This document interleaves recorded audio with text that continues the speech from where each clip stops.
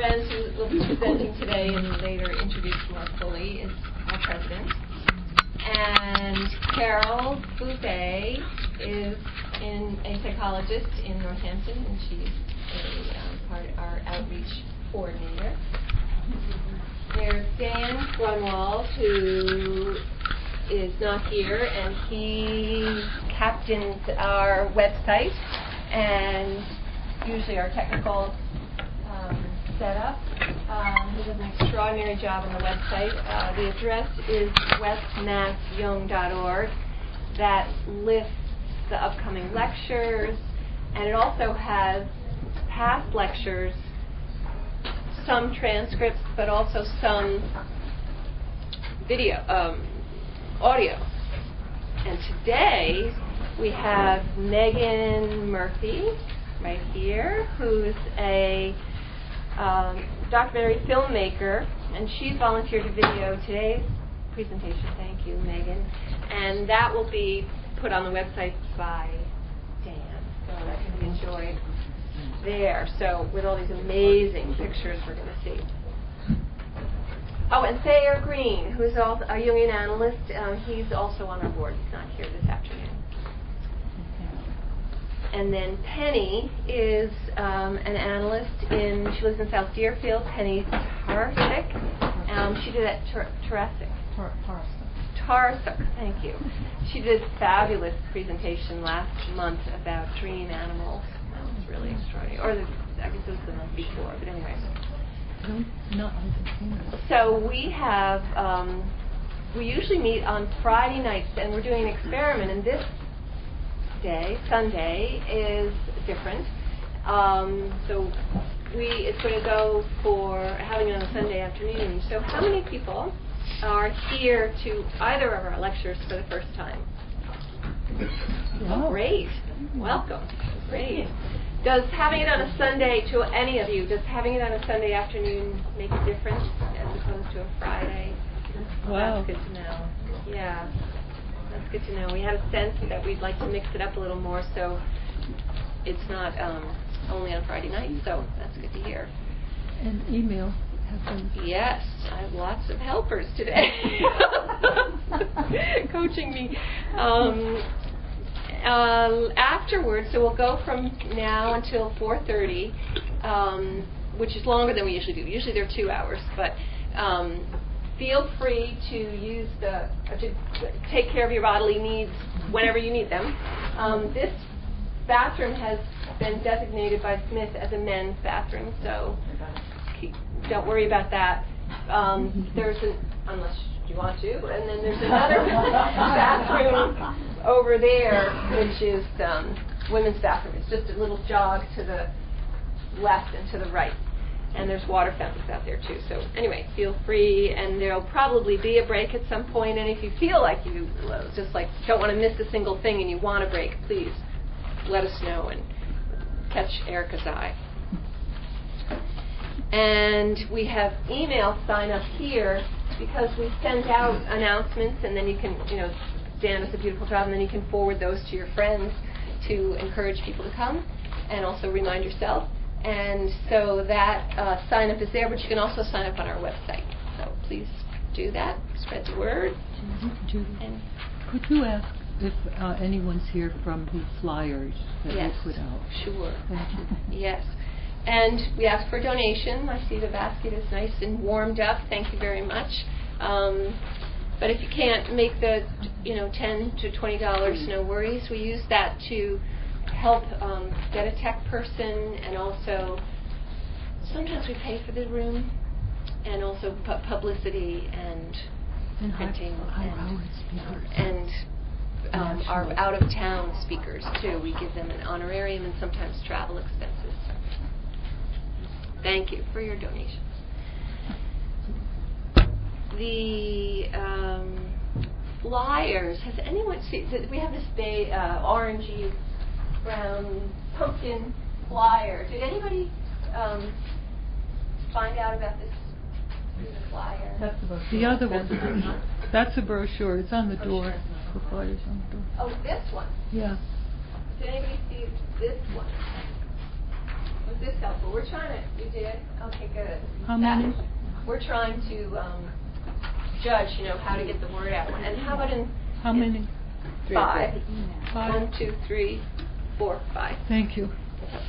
And then, how about in the papers, in the newspapers? Is that very helpful? You found out about it through the newspaper? Great. Okay, good. Well, then our publicity is working. I guess we need a mix. So I'll just tell you next month on not on Sunday, sorry. Friday, February 6th, Anita Green will be presenting on contempt and shame.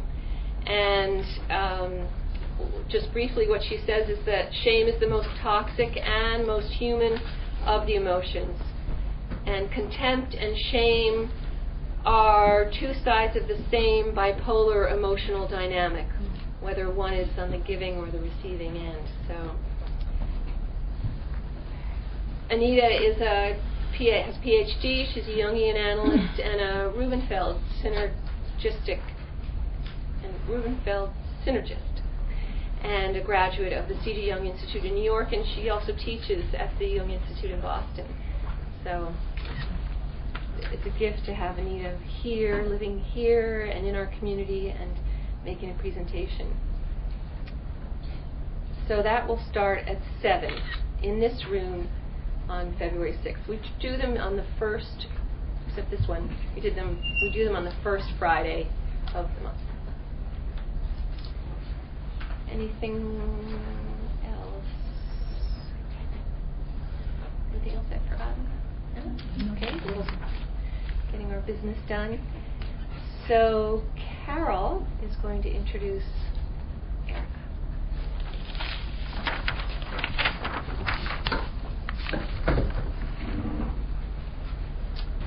Well, it's my pleasure to introduce Erica Lorentz. And Erica is a Jungian analyst. She's also a dancer and a former dance therapist, which matters. Presently, she is a training analyst at the C.G. Jung Institute of Boston, and she sits on their training board. Now, over the past 30 years, Erica has lectured and taught in the USA and Canada. She has what some people have, that kind of fountain of youth. So for all the wisdom and life experience, you don't feel this is a very wise, aged person. No, but you know what I'm saying. She's fountain, young, eternal. So I bring this up because I often say to her, she's kind of humble, low-keyed, and she doesn't really let people know how much she knows. So I'm saying this for her. Presently, she is president of our very own Jung Association of Western Massachusetts, and we're really blessed. She's a resource. She has a private practice here in Northampton. I think she's just been here for 3 years now. So again, a resource to this community that we have some very experienced Jungians, because if any of you have followed the Jung Association, the old guard is now in their 80s and are retiring and passing on this work to the younger 70, 60-year-olds.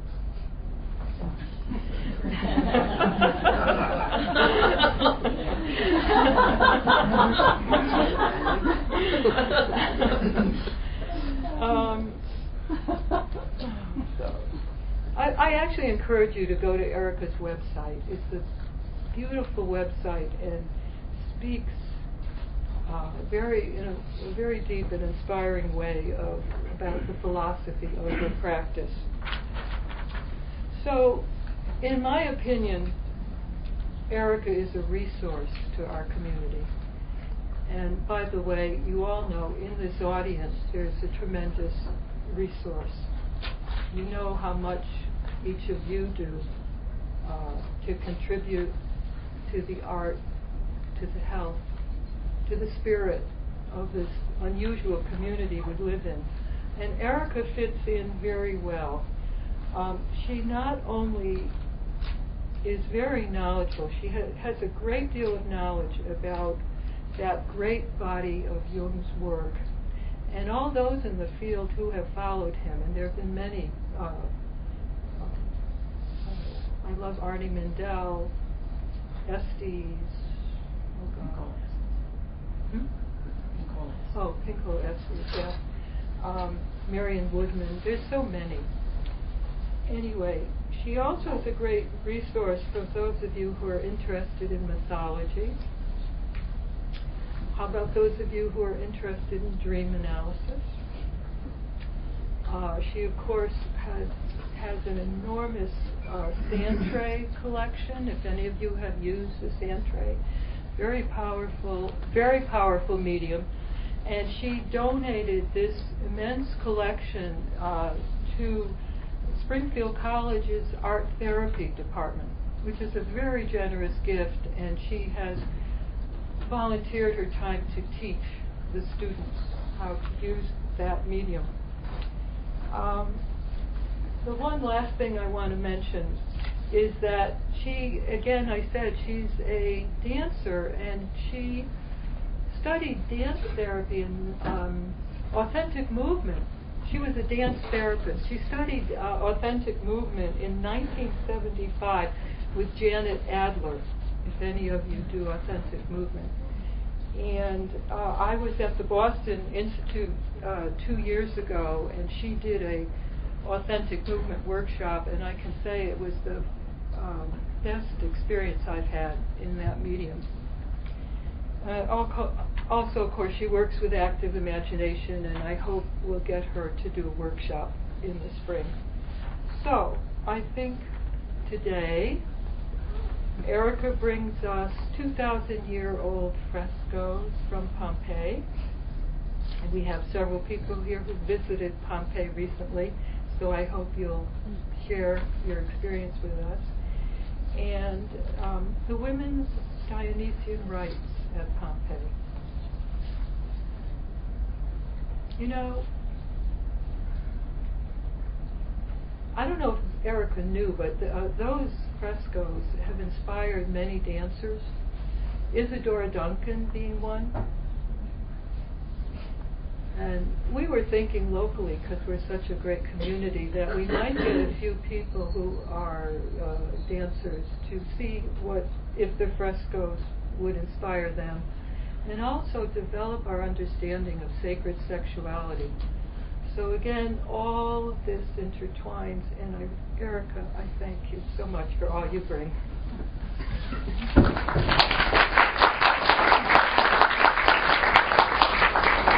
Well, good afternoon. Welcome. I'm in a sacrificial mood today. I cut myself twice on my left hand. Anybody want to tell me what that means? How many people have been to Pompeii? How many people have seen the Villa of Mysteries in Pompeii? Aha, they're hidden, aren't they? You don't know where they are. How did you find them? Did you know they were there? We just wandered off. How many people wandered? You wandered off? The regular ruin was on strike. Oh, you ended up at the Villa of Mysteries. That's good. Okay. Interestingly enough, this is Pompeii, the ruins of Vesuvius. Interestingly enough, after they rediscovered Pompeii and uncovered it, they moved all the precious art to a museum somewhere near. But they did not remove the frescoes of the Villa of Mysteries, interestingly enough. We can all understand why. Nor did they remove the beautiful little frescoes in the whorehouse, which is a wonderful.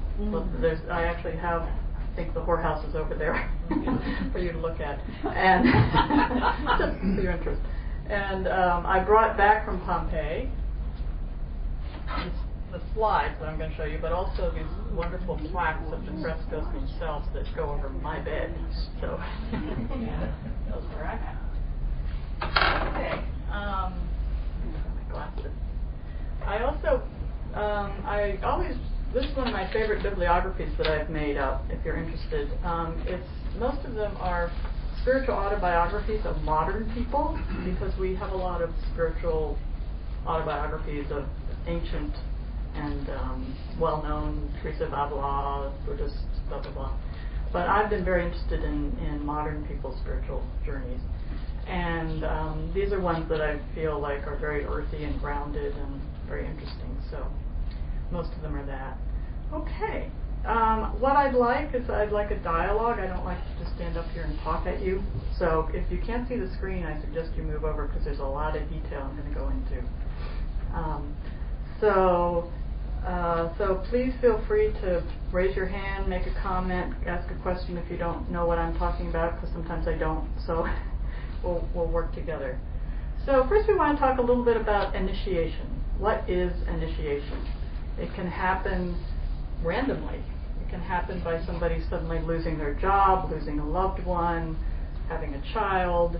All those can be quite powerful initiations. My initiation, I remember when I went to be interviewed to train to be an analyst, I had a little dream before I went, and it was somebody said, you need to sing dithyrambs to yourself. And I had heard this word, and I thought I knew what it was, but I couldn't remember, so I looked it up, and it said, singing praises to yourself before your interview. And that was quite an initiatory process as I listened to Paul Winter's, the one that has all the Russian music, as I was driving across Texas to get to my interview. So that was quite an initiatory. So Karenye, who is a major mythologist, says the goal of initiation is union. So what are we trying to find union with in initiation? And he also says the ceremonial transition from one state of being into another, which is imposed or undergone willingly. And Mircea Eliade, anybody know Mircea Eliade? He's also a very famous mythologist before Joseph Campbell. He says, initiation is equivalent to a basic change in our existential condition. We emerge endowed with a totally different being from that which we possessed before. So this is a very powerful transitional space in your life.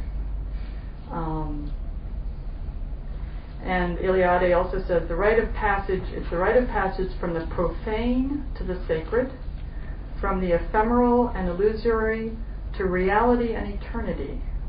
That sounds kind of Buddhist, doesn't it? In fact, I have a beautiful book over there of the Bon tradition in Tibet. It's a transition from death to life, from from us to divinity, and it's about attaining the center of ourselves, the center of our connection between the personal and the sacred. It's a consecration. Yesterday's profane and illusory experience gives way to new life, real, enduring, and effective. So if the initiation is successful, we come out with a whole new sense of ourselves. Our old, I love the image of Kali who cuts off your head so we can get to another state of experience. And Jung, over and over and over again, I'm very grateful that my first work was really into the body and into the descent into the body through authentic movement and active imagination. And I would like to do a workshop maybe in February, so keep your eyes open. What was I saying? Thank you. Descent into the body. Because Jung says over and over and over again through the collected works and through these very heady, right, if anybody's tried to read the collected works, very heady collected works, that nothing can happen unless we experience it. We can talk about it all we want, we can look at all the archetypal manifestations in all cultures all over the world, but if we don't experience something through in the body, psyche, mind, body coming together, there is no change. There is no transformation. Okay. Sylvia Pereira, here's another book. I put some of my favorite books. I have so many. Sylvia Britton Pereira, anybody know her? Yeah, she's one of my favorite analysts. She's still alive, and she trains in New York. She wrote Descent to the Goddess, which is about Inanna, the Sumerian goddess.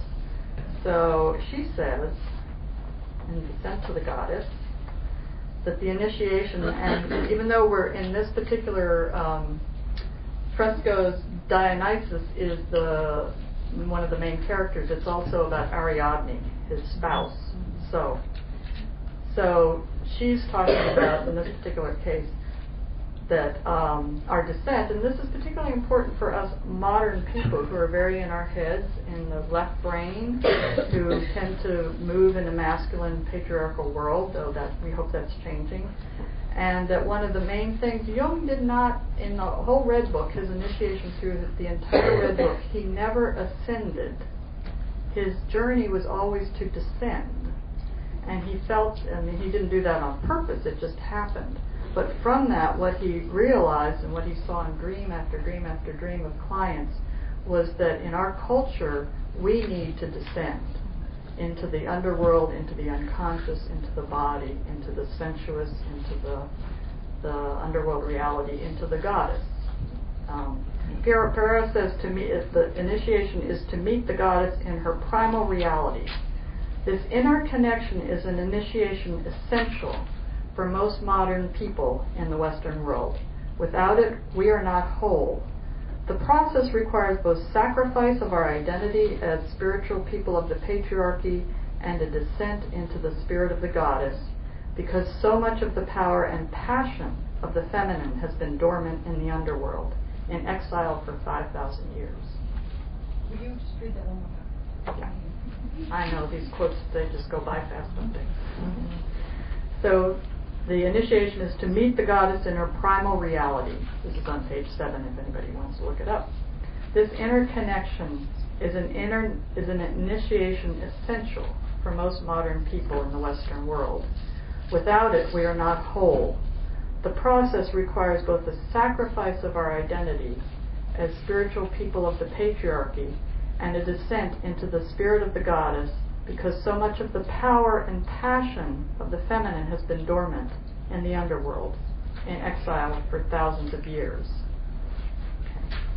So that doesn't mean we leave the masculine, whatever that is, behind. That means that we just need to bring it back in balance, correct? Okay. So we have a lot of incredible, I'm using Linda Fierce David's, you can get this on Amazon, Women's Dionysian Initiation, because she goes into such beautiful detail of each step in the initiate's process. So Pompeii, the Villa of Mysteries, which is it's a house of an Orphic cult. It's an Orphic tradition. Orpheus, who was a god of the underworld.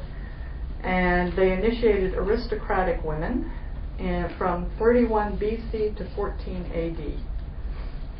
Pompeii had an earthquake in 63 AD, and Mount Vesuvius erupted and totally covered it in 79 AD. And then they began excavating it, and the Villa of Mysteries was rediscovered in 1910.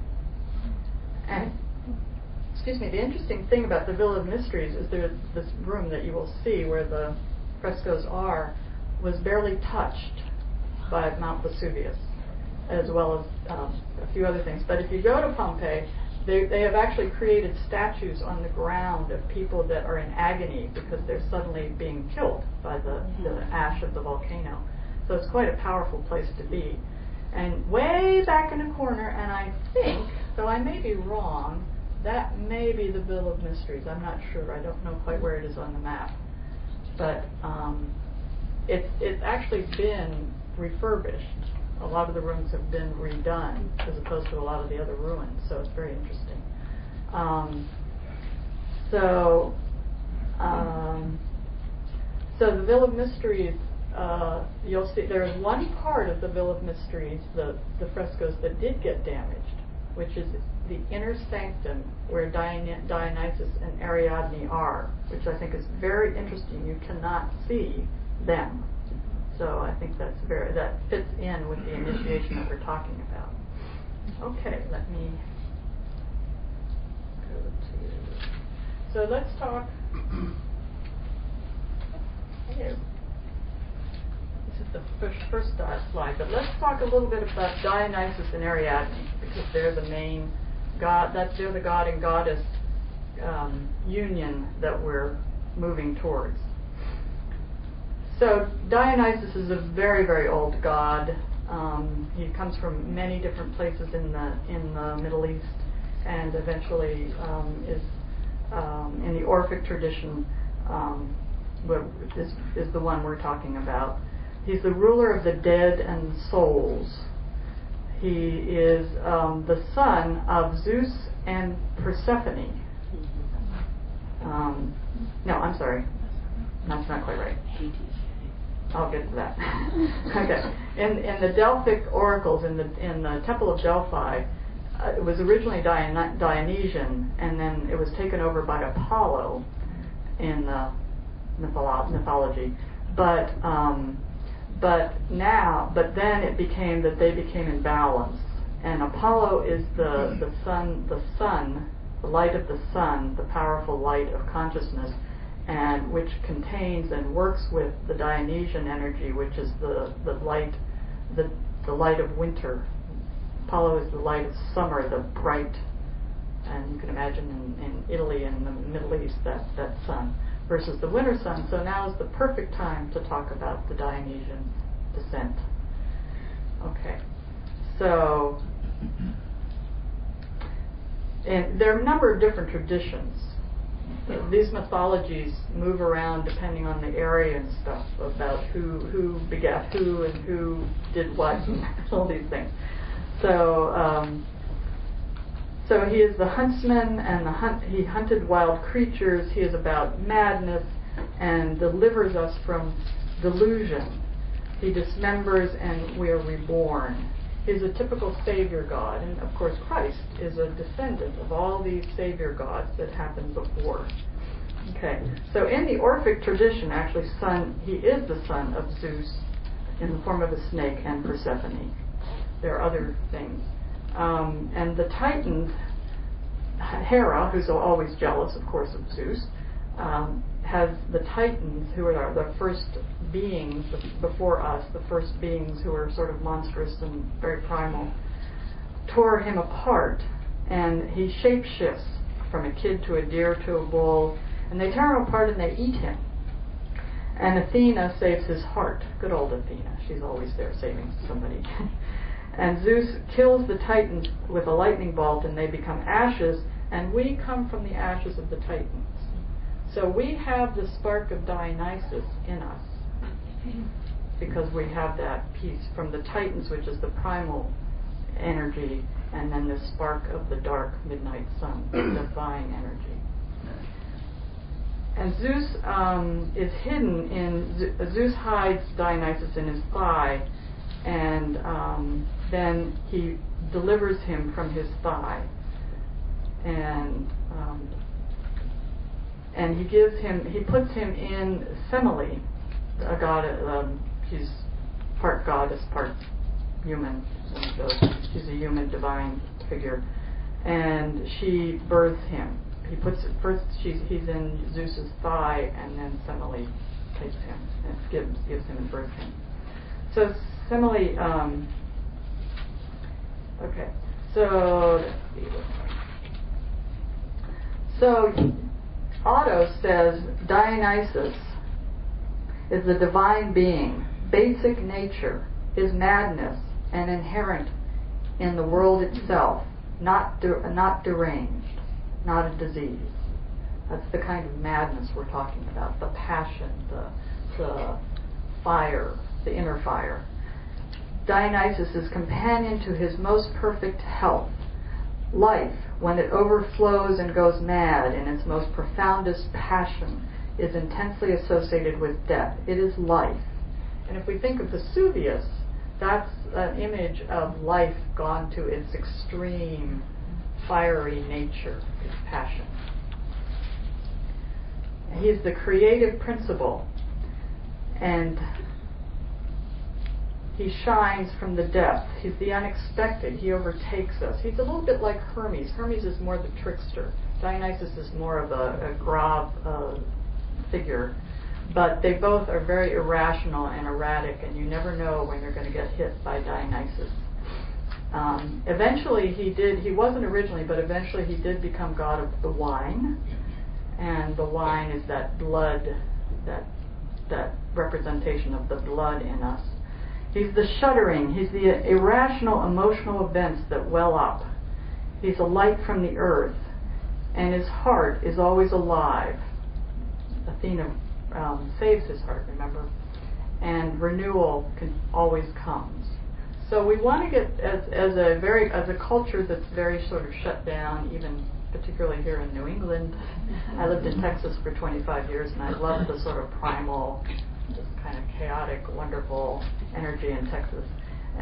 But we need to bring back this energy, and I've also done a talk on redeeming the feminine erotic soul, which is sort of similar to this in a different way. So Ariadne, who is his spouse, is the daughter of Minos and Pasiphae, and she is very archaic and chthonic. And she is the brother of the Minotaur, the labyrinth on Crete, where Daedalus, who created all kinds of things. He created Icarus's wings. He was a craftsman in the ancient mythological world. He created the labyrinth to contain this bull, the wild bull, which is a Dionysian symbol, the wild bull nature. And Ariadne was his sister. And Ariadne is human and divine, and her surname is Persephone. So in these mythologies, there's all this very interesting linkage and cross connection between these different energies, is what I'm going to talk about. And she's untouchably pure and holy. All the virgin goddesses, Athena, Artemis, a lot of them are called virginal. That's not because they didn't have many lovers. It's because they are forever pure. The male, the partner doesn't take over their pureness. So Ariadne is one of those. And Ariadne, because she's connected to the bull, she belongs to Dionysus. But Theseus comes along to kill the bull. Theseus is one of the Greek heroes. And she falls in love with him, of course, and she helps him get out of the labyrinth. He doesn't know how to get out of the labyrinth. He would get stuck in the labyrinth. She helps him to get in, and he kills the bull, Minotaur, and she comes out, and she follows him.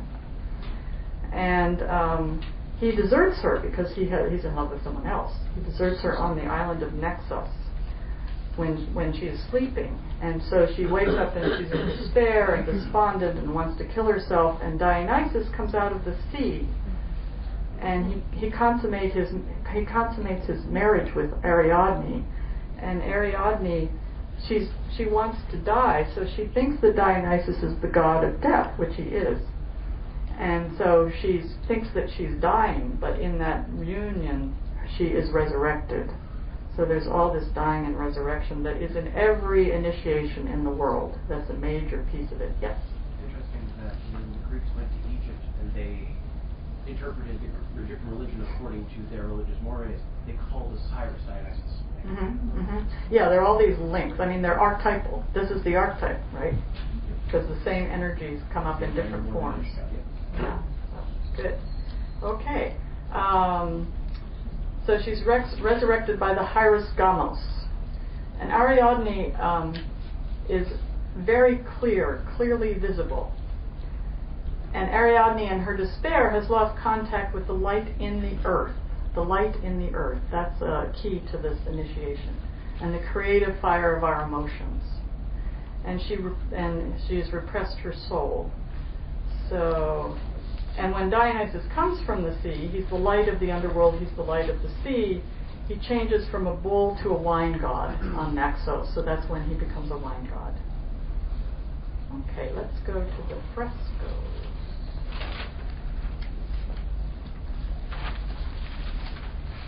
So, I'm going to point out a lot of things. There's so much detail in these frescoes. So this is the first scene, and this is the initiate. It's a woman. But when we think of the initiation of the woman, let's not think of gender. Let's think of the initiation of the feminine in all of us. Okay. So this is the feminine aspect being initiated. And Jung says, yes, no, experience, not books, is what leads us to understanding. So the initiate is here, and her hand is just really relaxed. This is her right hand is very relaxed on her hip, just being relaxing and being ready. And she has a veil which begins to separate her from the outer world. So she is preparing to go through the initiation. The veil separates us and makes us go inward.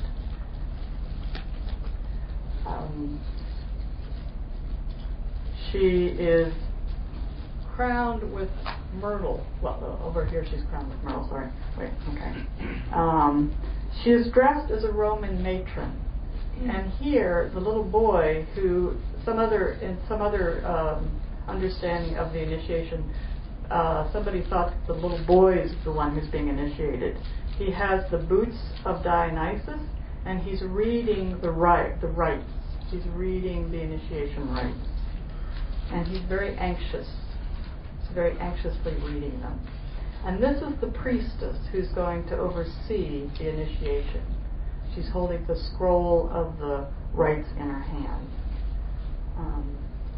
And the initiate lifts the cloak from her breast, from her left breast, which is her heart, which is that part of her which is going to be fully initiated, is our heart.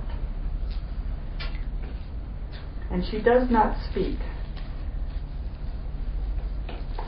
She is silent.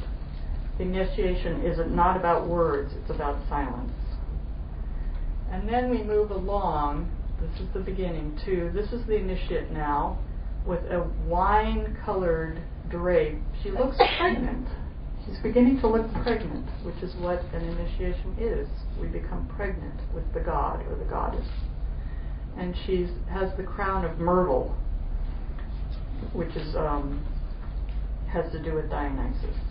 And she's carrying the sacrificial. There's always something that's sacrificed. So in ourselves, we're sacrificing something, which is generally some old view of ourselves or some way in ourselves that does no longer works, that we hold on to, and that gets ripped away, gets dismembered.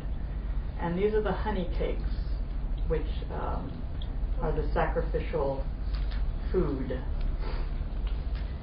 And she holds in her left hand the laurel branch. The myrtle and the laurel branch are two of the main herbs that have to do with, or plants that have to do with this initiation. Okay.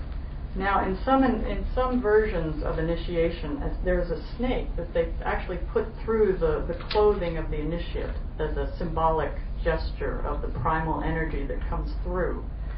And the snake, which is one of the most primal animals, is about the agitation of emotions.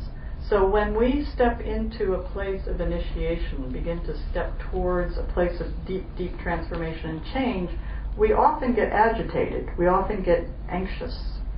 And we think that in our Western world, we think, oh my God, I'm anxious. But that could be something that's really wanting to burst forth from our unconscious. And we feel this fear and hope at the same time. When we're faced with the numinous or with the sacred or with something the unknown, we're filled with two things, fear and anticipation and excitement. So when we have those two emotions, we're beginning to be in the right place. And at this point, we're sacrificing the human to enter into the temenos, or the sacred space, to allow the ecstasy to recognize the power, to connect with the power of the god or goddess that seizes us. So this, let's go to the next one. The initiate has arrived, Does anybody have any thoughts or questions as we're going along here? Sure. I'm curious about your interpretation about the person being seated as a woman. That's Roman or men's clothes. Which one? Whoops, sorry. The person sitting next to this threshold reading, that's Roman men's clothes. Well, she's the priestess. Okay. It's Italy. It looks like a toga, but if you see, there's also a piece of robe here. Okay. So, yeah. Any other thoughts as we're talking about this? And keep thinking sort of those moments in your life when you've been gripped or seized by something that you can't understand, that's both enlightening and scary at the same time. Yes. I just wanted to pause and ask if you had any comments on the fact that when she's moved through and she's pregnant with this initiation, that this is when she actually engages with us. What does that? Yeah. What does that signify? Because the news is really strong. That's a good question. To me, she's sort of looking back a little bit, and this is the door that she comes through, okay, which is important because she has to bend down, and in many initiations, you have to go down into the cave, you have to bend down, you have to go low, you have to get lower to the earth, okay. So yeah, I think she's sort of looking from where she came. Any other thoughts? Well, is that a young woman that's there or a young man? I mean, I don't It's know. a woman. My glasses. Okay, It's a the woman. tiny person is. Oh, the little boy. It's a little That's a boy. little boy. Yeah, that's a little boy. I guess my glasses aren't seeing that. Yeah, well, it's hard. I mean, these are old, ancient frescoes. Okay. And actually, what's also very important is this Pompeii red. Isn't it gorgeous? It's much better when you're there. It looks so vivid. And to me, this is about, what is red about? What is the blood? What is red? What? Passion. Passion. Uh-huh. Anybody else? Courage. Life and life. Life and Life. death. You bleed out when you're dying, and you Mhm. bleed out when you're giving birth. Okay. Yeah. Any other thoughts about blood? And you can't see it, but on top of this, you can see it in the frescoes that I have. On top of this, there's what's called a meander. It's a little bit. It's a winding. This border, kind of winding. That's the way the initiation goes. It's not straightforward for everybody. It's very important. An initiation, no matter what the ritual is, has to be unique. You can't just copy somebody else. You go into the ritual and you discover what you need to discover in the way you need to discover it. That's the Jungian way. Okay, so here our woman has arrived at the altar table with her cakes, and the ritual begins to be underway.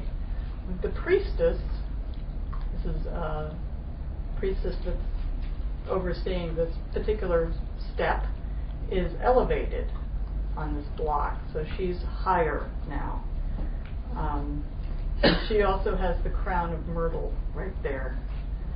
And she holds laurel over the basket. The laurel this is the holy water that is blessing the laurel, and then she puts it in the basket. And this is another younger priestess who's doing the rite of the holy water. Now Dionysus is a god of water, actually, god of water and fire. So that's an interesting combination, isn't it? We'll get to that a little later. And so the high priestess lifts the cover of the basket, which is covered at this point again with that purple color. So we're getting into the dark purple initiation color. And she lifts it, and this is an embodiment of the Great Mother, of the goddess. Okay, the priestess is an embodiment of the goddess.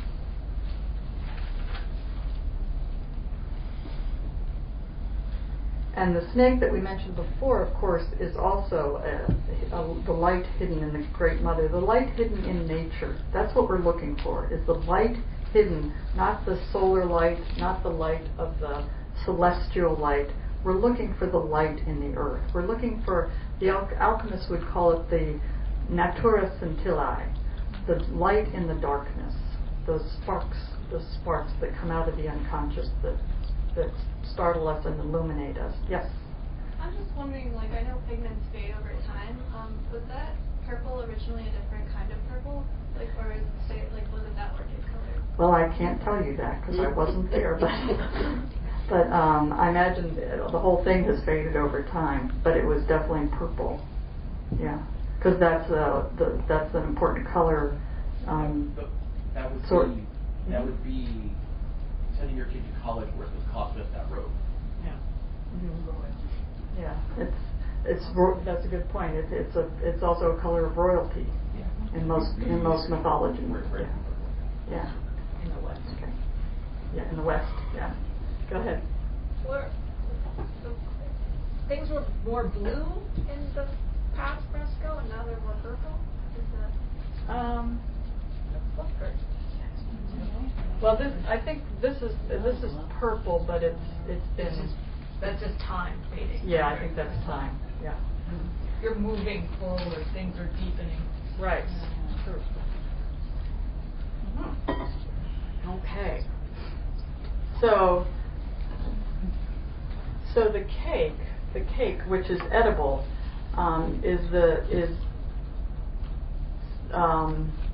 is important. I mean, the religions, the consecration of the cake, of the sacrificial whatever we are that's being eaten, it's so we'll digest it. We take in the God. We take in the God is to digest, and to digest it into our lives, which is a very powerful part of the initiation, of course.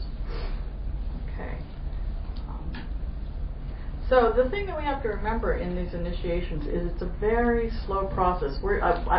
Nobody really knows exactly what happened in this initiation, exactly what happened to the initiate, or how long it took for them to go through, or how they prepared for it. When I was there, there's a hall on the other side of this wall that then there's a very small room, and it's sort of, people think that that's where the initiate stayed solitary for a period of time before they went through the initiation themselves. So the silence and the solitariness is a very important part of this. Let me go forward for a minute.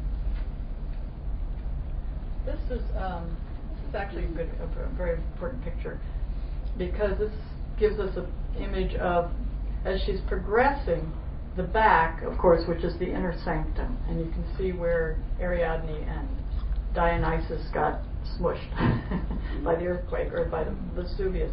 And then, so when she turns the corner, there's a very important, this was done very intentionally. The pictures were done in sequence very intentionally like this. So,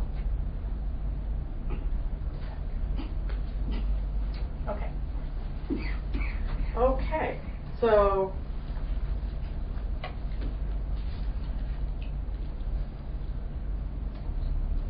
so here we have, so she's moving along to the consecration of the sacrificial food, and then the next piece we begin to see Silenus with his lyre. And this goes back, of course, to Orpheus, who calls the beings from the dead, and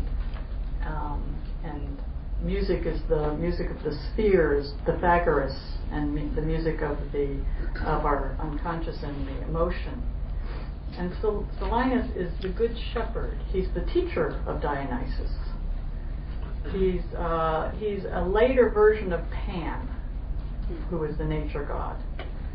He now is the priestly. As you see, he has the purple robe that's just partly on him. He is the priest part of this initiation. He's singing us into the initiation. And he's half naked, so that when you're half naked, you're open to the divine. So he's more and more, we're slowly moving towards the sacred temenos, the divine.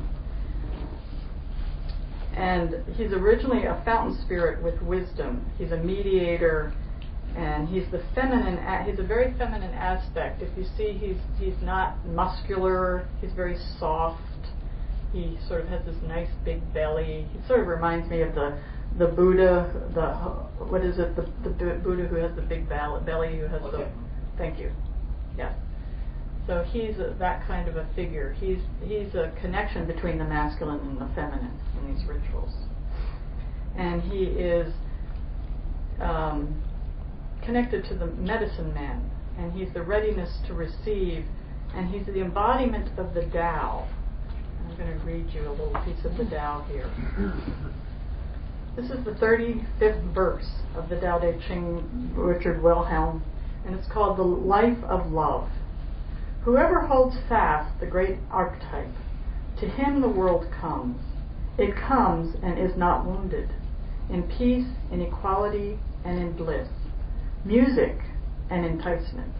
Indeed, they make the wanderer pause upon his way. Meaning comes forth from the mouth, mild and without flavor. Thou glancest at him and seest nothing remarkable. Thou listenest to him and hearest nothing remarkable. Thou reachest towards him and findest no end. Shall I read that again?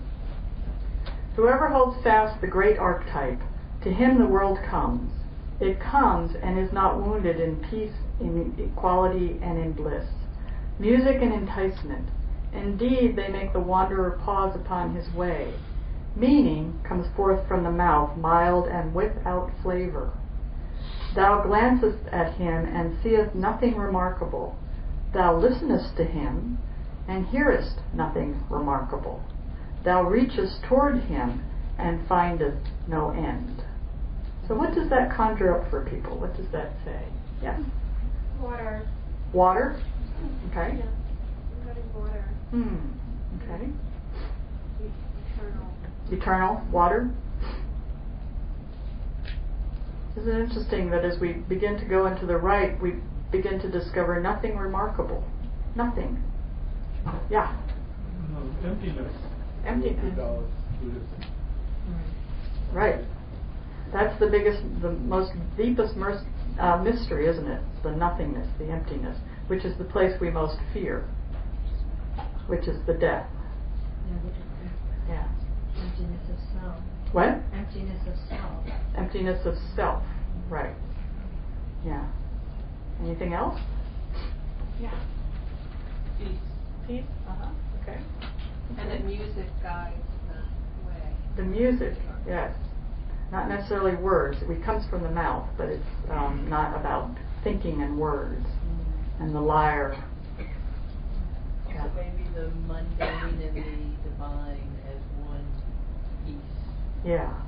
That's what we're moving towards, isn't it? Yeah. And this is the first time in the fresco that we have a mythical archetypal figure. We have priestesses and little boys and stuff before that. So this is a very important step into this next piece, because we're entering into the mythic realm. The lyre is from Orpheus, who brought Dionysus to Greece. And the lyre is it masters nature. It's a religious attitude that solves all conflict. The music. The soul goes beyond conflict. It's about surrender. It's about the music of love, the instrument of meaning, the emotion. And again, you cannot have transformation without emotion. Darn. Okay. Could you tell me what's in the young priestesses? It looks like it's either wrapped up in her robe or in her hand. What is that? Do you think? I'm not sure. I think that's just a gold. I think that's a gold stripe, or this might be again that going back to the initial the little thing that the boy was reading, sort of the scroll. Yeah. So that sort of carried up to this point, and then we lose it when slang comes in. Okay. Any other thoughts on this one? I have a question. Yeah, go ahead. So this mythical creature is standing 1 foot on the block and 1 foot lower. So is he's the transition? Mm-hmm. Okay. Yeah. You see, he sort of leaning on this pole, this post. And in Dionysian temples, there's always a spruce pole that they hang the mask of Dionysus, which we'll get to later, which is just empty. It's a mask of emptiness. So he's leaning on this, and this is, you're right, this is like a step into the next realm. Yeah. What did you call him? What was his? Silinus. I've heard it Silenus or Silinus. Yeah. Go ahead. You also see for the first time the introduction of the spiral going through the body. Mm-hmm. I mean, yeah. That's an interesting point that we'll come to later. There's a lot of softness in these figures, aren't there? This sort of roundness and softness and relaxed kind of, which we'll see a change in that as we go through. Yeah.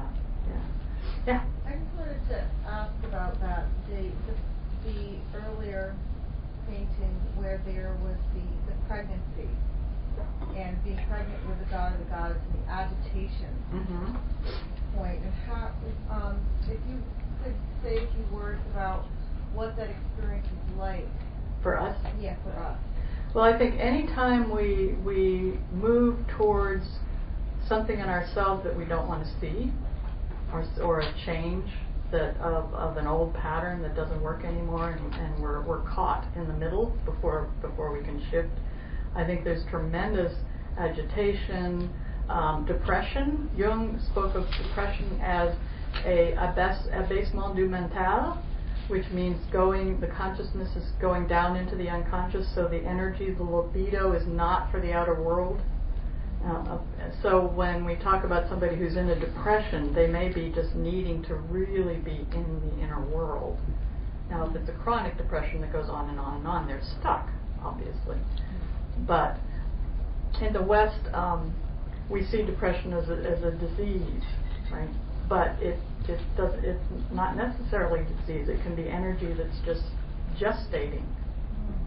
And then from there, from that pregnant part, there's this preparation that is moving it towards the next phase. Right. It's always a moving preparation, right? Can people begin to see little pieces of this, that little flashes in your own life where things like this have occurred, or you can relate to the mythology of it? Because that's the most important thing we want to get today, right? Not just these wonderful frescoes. Okay? So, yeah. So these are good pointers. Yes, go ahead. As you look at the frescoes when you're there, are they moving too? Because I mean, here we have a panpipe guy over there on the right. The panpipe. Yeah, we'll get to him. Yeah, but I mean, as you're looking at them, is it you could be moving off further ahead and going back as you're doing it? You don't just. It's not so clear as the way you're kind of presenting it, which obviously you have to do. Right. Right. Well, actually, the room unfortunately is cordoned off, which is too bad, so you can't enter into the chamber, and which to me is very sad. And you're also not supposed to take pictures, but I did a couple. But thank you for bringing that up, because if you saw the hall, it is sort of like a labyrinth in itself, or a meander, or a cyclical circumambulation going around the central self, the biggest self, the sacredness of our being. It's sort of moving around it in various levels and ways. So, yeah, and in our lives, transformation or initiation doesn't just go in this nice little pattern, does it? We get to a place and we go, and we get stuck and we run back and we go back, and it's a process that goes up and down and cyclical. I talk a lot with my clients about, they're just if they're in a very deep place, there may be a wave that's very overwhelming. So it's a wave. So I use that image a lot, which is very Dionysian, the wave, or the flow of the lava. I had a client years and years ago, and I have permission to speak if I bring up any clinical thing, who had a very powerful connection to volcanoes, and she was very fiery and she was alcoholic, but she was a recovering alcoholic when I worked with her, and she would have these eruptions that she felt of emotion, And she had to learn how to work with that passion and the fire in herself, and the fiery nature. So these are some of the images that we can take with initiation. Can anybody think of an image from nature that really speaks to you about some initiatory or some process that you've been through that moves you along, or that brings some energy up for you? Phoenix. A phoenix. Okay. Being buffeted by waves last week. That would have been cold. Well, it depends on where you are. Fort Lauderdale. Okay. Okay. Yeah. Anybody, because that's what we're looking for. This is all around us, really, truly. The world is a temenos. Yeah. Watching things melt in a fire. Watching things melt in a fire. Just watching a fire. Just sitting there meditating and watching the fire. Yeah. 2 years ago, in January, cold grief, and then in February there was like a deep cold and then a really fast warm. And if you walked along the Mill River here, there were huge sheets of ice that were just thrown off, like in the night, because of the flood of water that came. So like that sudden going along, the quiet, the grief, the underneath, and then all of a sudden, like an eruption of water. Right, and last year too, I remember in March, I think it was, we had that, suddenly it warmed up, there was ice, snow. Suddenly we had that whole 3 days of rain. Yeah. And everything just, it was amazing. I have a friend who had an icicle this big from his roof to the ground. And when that happened, his basement flooded, of course, and that's sort of what an initiation like. Our basements get flooded. Okay, all right. So let's move. Hello. Turn off your cell phones, please.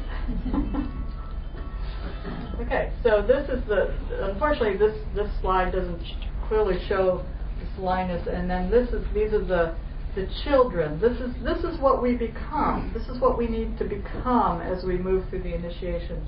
The initiate, we're going to not look at this. Okay, this is the next thing. So we're going to pretend she isn't there right now.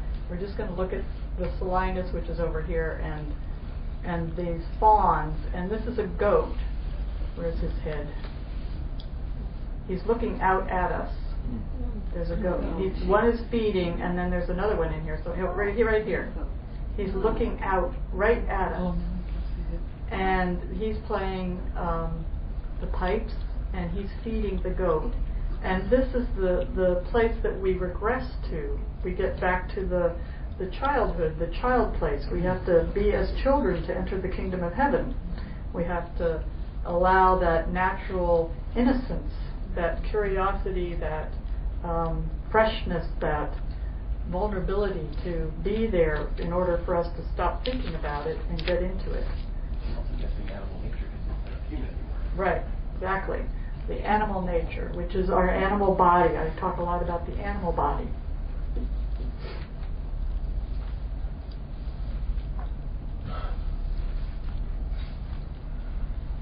And the pipe is an instrument of Pan, of course.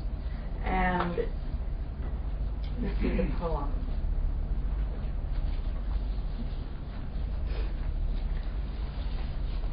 And there's an Orphic hymn. It says, "Friends of souls inspired by the God, enraptured one, living in caverns, thou playest the harmony of the world with jesting song of the flute, tending the race of men over the immeasurable earth." So that's the pipe. So anybody have any feelings about, as we shift from the place of the human into the mythical and the place of the animal nature? Anybody have any sort of feelings of what that feels like, a moment in your life when you shifted into that total innocence and ability to just be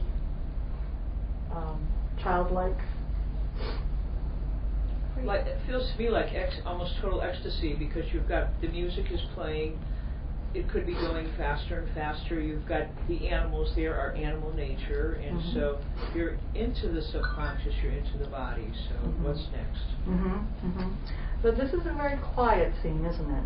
Ecstasy is a little intense. So it's sort of a quieting, sort of a going into that animal, gentle goats and kids and children. It's kind of a more quiet than the true ecstasy that we're going to get to. It's a petting zoo. What? It's a petting zoo. A petting zoo. Okay. Yeah, go ahead. And I feel that kind of peacefulness when I'm with my dog and my cat, and they're in this place of connection, or what I perceive as connection with everything. It's not narrowed down to the human-to-human realm or to the mental realm. It's this inclusiveness that they let me in on. And so that's where I go. So there's an innocence that I get inducted into. Right. Sharing that time. Right. Yeah. I keep telling my friends that my cat is my meditation teacher. I just watch her. I watch her watching the birds. She's totally present. She's totally intent. She's totally focused, but she's totally there. She's not anywhere else. So that's sort of the intention that we need to get to, this sort of singular present day, not past, not future, just here I am. Right? Yeah, Laura. I think too of these times when an audience is anticipating, there's this quiet before performance begins. People are just coming down into a neutral place of innocent openness to something that has been anticipated and changing. Yeah, and also as a performer,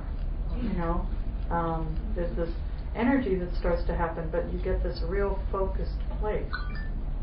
Right? My father, one of the most beautiful things my father ever said to me was that if before a performance, he was an organist. Before a performance, if you didn't get some energy and get a little scared and get focused, you wouldn't have the focus. It wouldn't come through you. So yeah, go ahead. I don't know what comes later, but in more present Western initiations, like in psychotherapy or shadow work, you have to go through fear and anger and rage and grief. But this is so far so ephemeral and lyrical and sweet. And not that people don't find that place, but it's often we go through this. Don't worry, we'll get there. So I just want to go back for a second because I think that it was interesting. So here the human, the little boy, the cakes, the whoops, I went back too far. The women, we're setting it up. We're sort of setting up the therapy space in a way. And here we still have the human and the priestess, and then we begin to get into the mythical. We begin to get into that open mysteries. We begin to open ourselves, right? Yeah, go ahead. I was just thinking about the Tao quote you read, and also the idea of the words having less significance, and how that relates to this part where the animal comes in. Is that kind of relationship beyond the words? Right. That deeper kind of communication that doesn't, that words don't work anymore, they're irrelevant. Right. Yes. Very good. And but this is a very important step, isn't it? Because it's from the normal, mundane reality, everyday reality, into the mythic space, which it happens, we hope, in most therapy sessions. We sort of get into that meditative inner space, and the words can disappear. So here we're getting into the animal nature, and then we spill the water. Erica? Yeah. Go ahead, Carol. I just want to mention too the importance, I think, of touch. That the other is nurturing, feeding, but they are against his body. And I think particularly, I believe, in a lot of the Western culture, there's a taboo against touch. Touch has become sexualized for commercial reasons.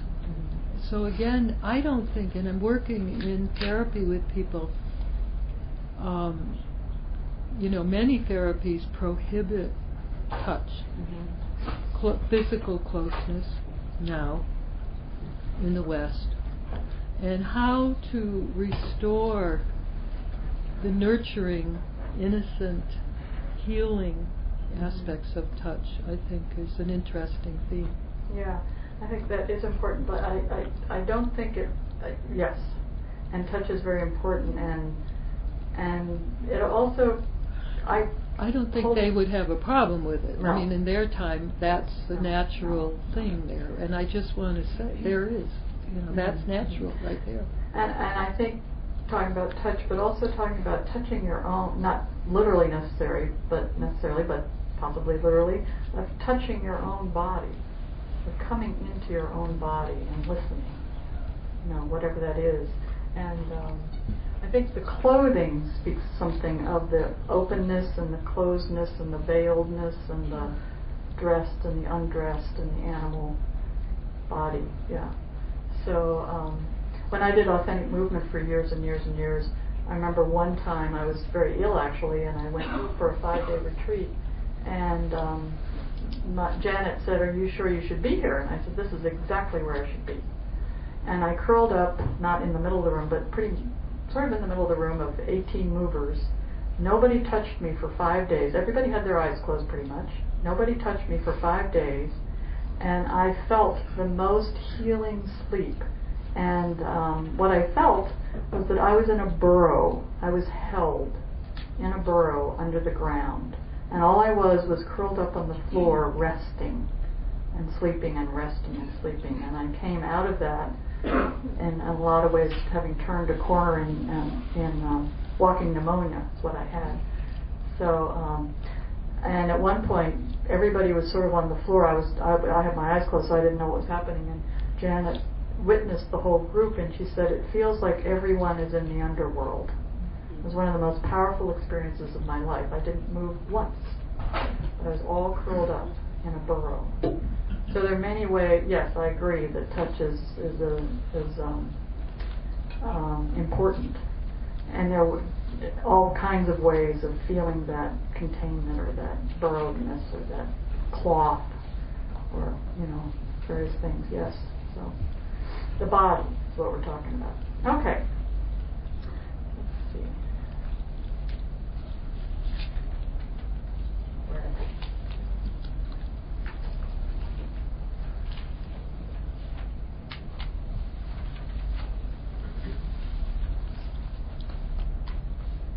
Find out where I am here. I'm lost in the labyrinth. Okay.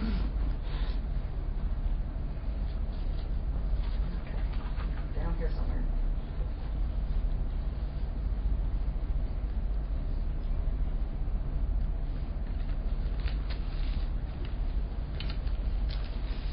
What I'm finding Sure, go ahead. really amazing was looking at this technically, because of the technique they used to make those kind of frescoes that had to be painted all at once while the plaster was wet. Yet you do that all at once. You can use ways of delaying the fresco, though. You can actually add wetness to help it stay longer. Okay.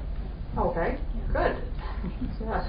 I mean, the detail in this is absolutely phenomenal, isn't it? Yeah, like the detail. Okay, so from this quiet space, we come to this, and she is looking over here. This is the corner. This is into the inner. This is Dionysus right here, and Ariadne. So there's a corner to be turned, which is the corner that we turn in this kind of initiation. When we're facing, as you were saying, that's when it gets emotional. That's when the intensity, like the alembic in alchemy, it gets heated up. Okay, and so this. Suddenly she's back in human form, so she's present. But what's she doing? She's stepping back. She's going, uh-oh, I don't know if I want to keep going forward, which is the place we get to, that transition place of, do I dare move forward? Do I want to escape? Do I want to run? Because it's getting too intense. I don't know if I can live through this. I don't know if and it's about getting dismembered. It's about some old self, part of ourselves getting dismembered. So it gets scary. So here she's filled with terror and awe, and here's the veil again, and she's sort of lifting the veil again to protect herself, which is what we want to do when we get into that moment of stepping into the inner sanctum, of stepping into the divine or the mystery or somewhere we have not been. And she has bare feet, so she's dressed again, isn't she? She looks sort of like herself. She's not pregnant, but she's looking over here.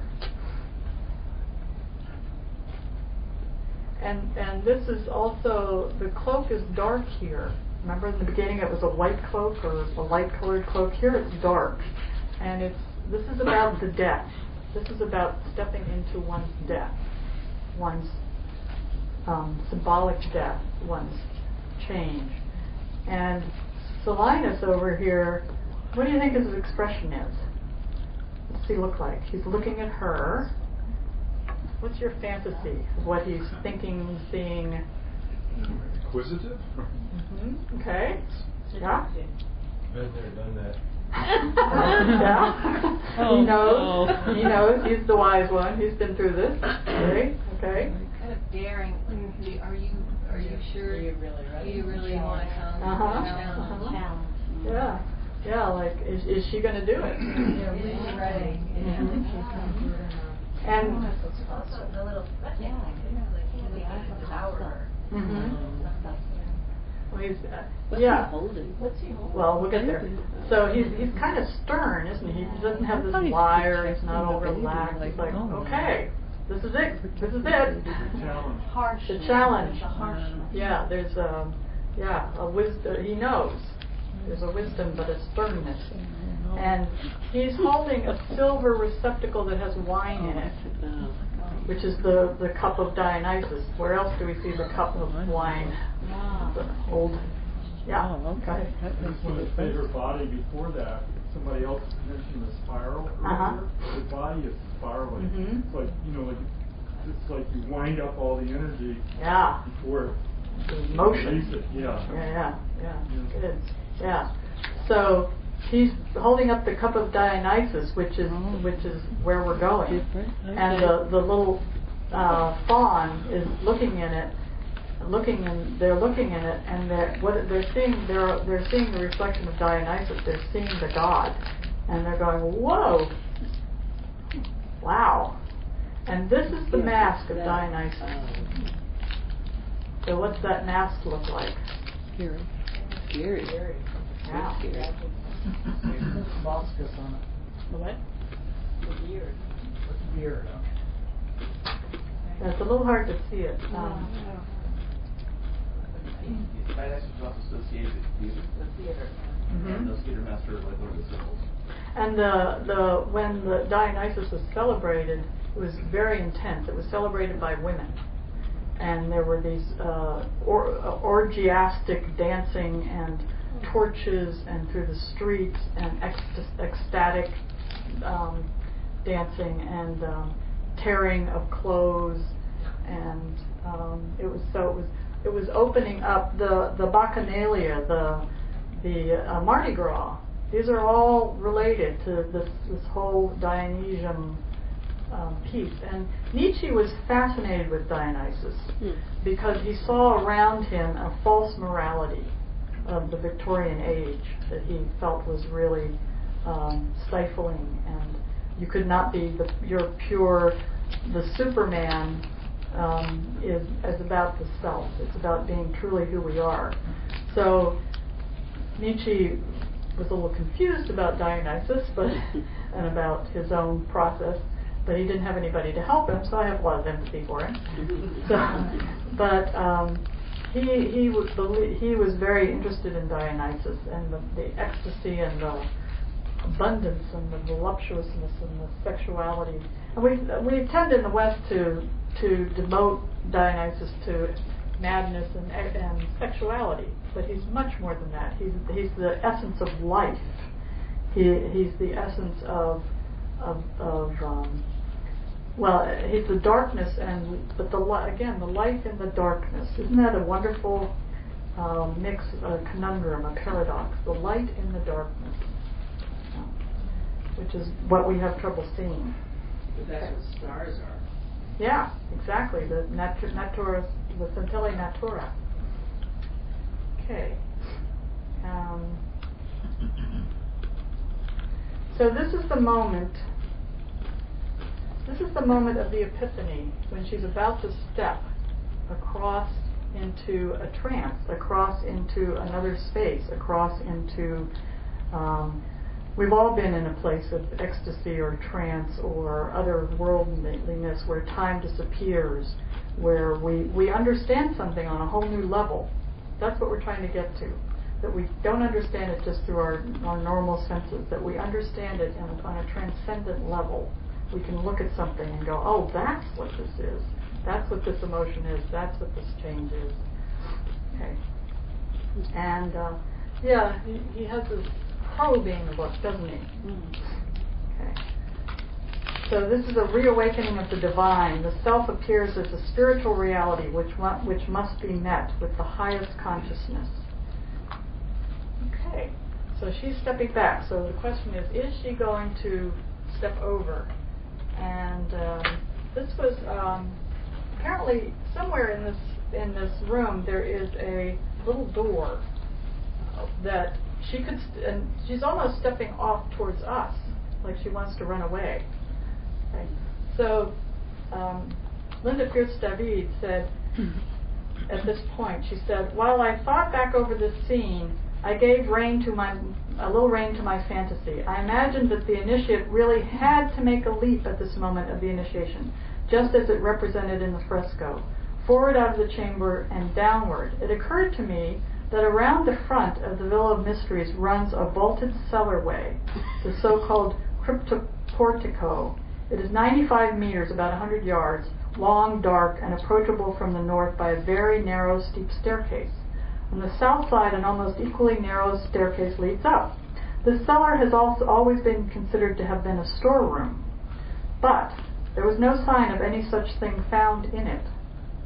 I asked myself whether perhaps a stormy procession might have gone through this long, resounding passage.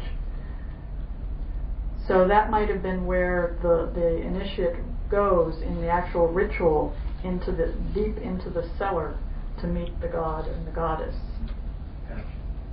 Another comment, just sure. To have the frescoes that are so full of color because they weren't damaged reminds you of how much sensuality there is of all the senses that doesn't translate through to modern times. Right. Just like you said, this procession, I can just imagine if it was a dark chamber and there was drumming or there was sound. You have all those senses. Yes. And here is the meander. That's the way all of our initiations go. We would love it to just go, you go up and you take mass, or you go up and you do something and it's all over. Nope. Good. Okay, thank you. Okay, now I wish I could zoom in a little bit, but I don't think I can here. I'm going to try because I'll mess it up. So we step across, and maybe she goes under. So here we find the part of the fresco that's been damaged, which I think is very curious. And this is Dionysus, who's just relaxed, hanging out. This is Ariadne. You can't see her up, but she's elevated. Okay, she's actually, I think, one of the main pieces in this centerpiece here. She's the great goddess. She's the one who's elevated. She's the one who's sitting there alert, and he's leaning against her. He's leaning into the feminine. And this is the thyrsus. This is a hollow reed with a spruce coming out of it, and it represents the inner fire. That's what we're looking for, is our inner fire, that ecstatic place of our inner fire. And again, he's half clothed, so he's in the divine space. And he has sandals on, which is Dionysus is usually associated with a particular kind of boot.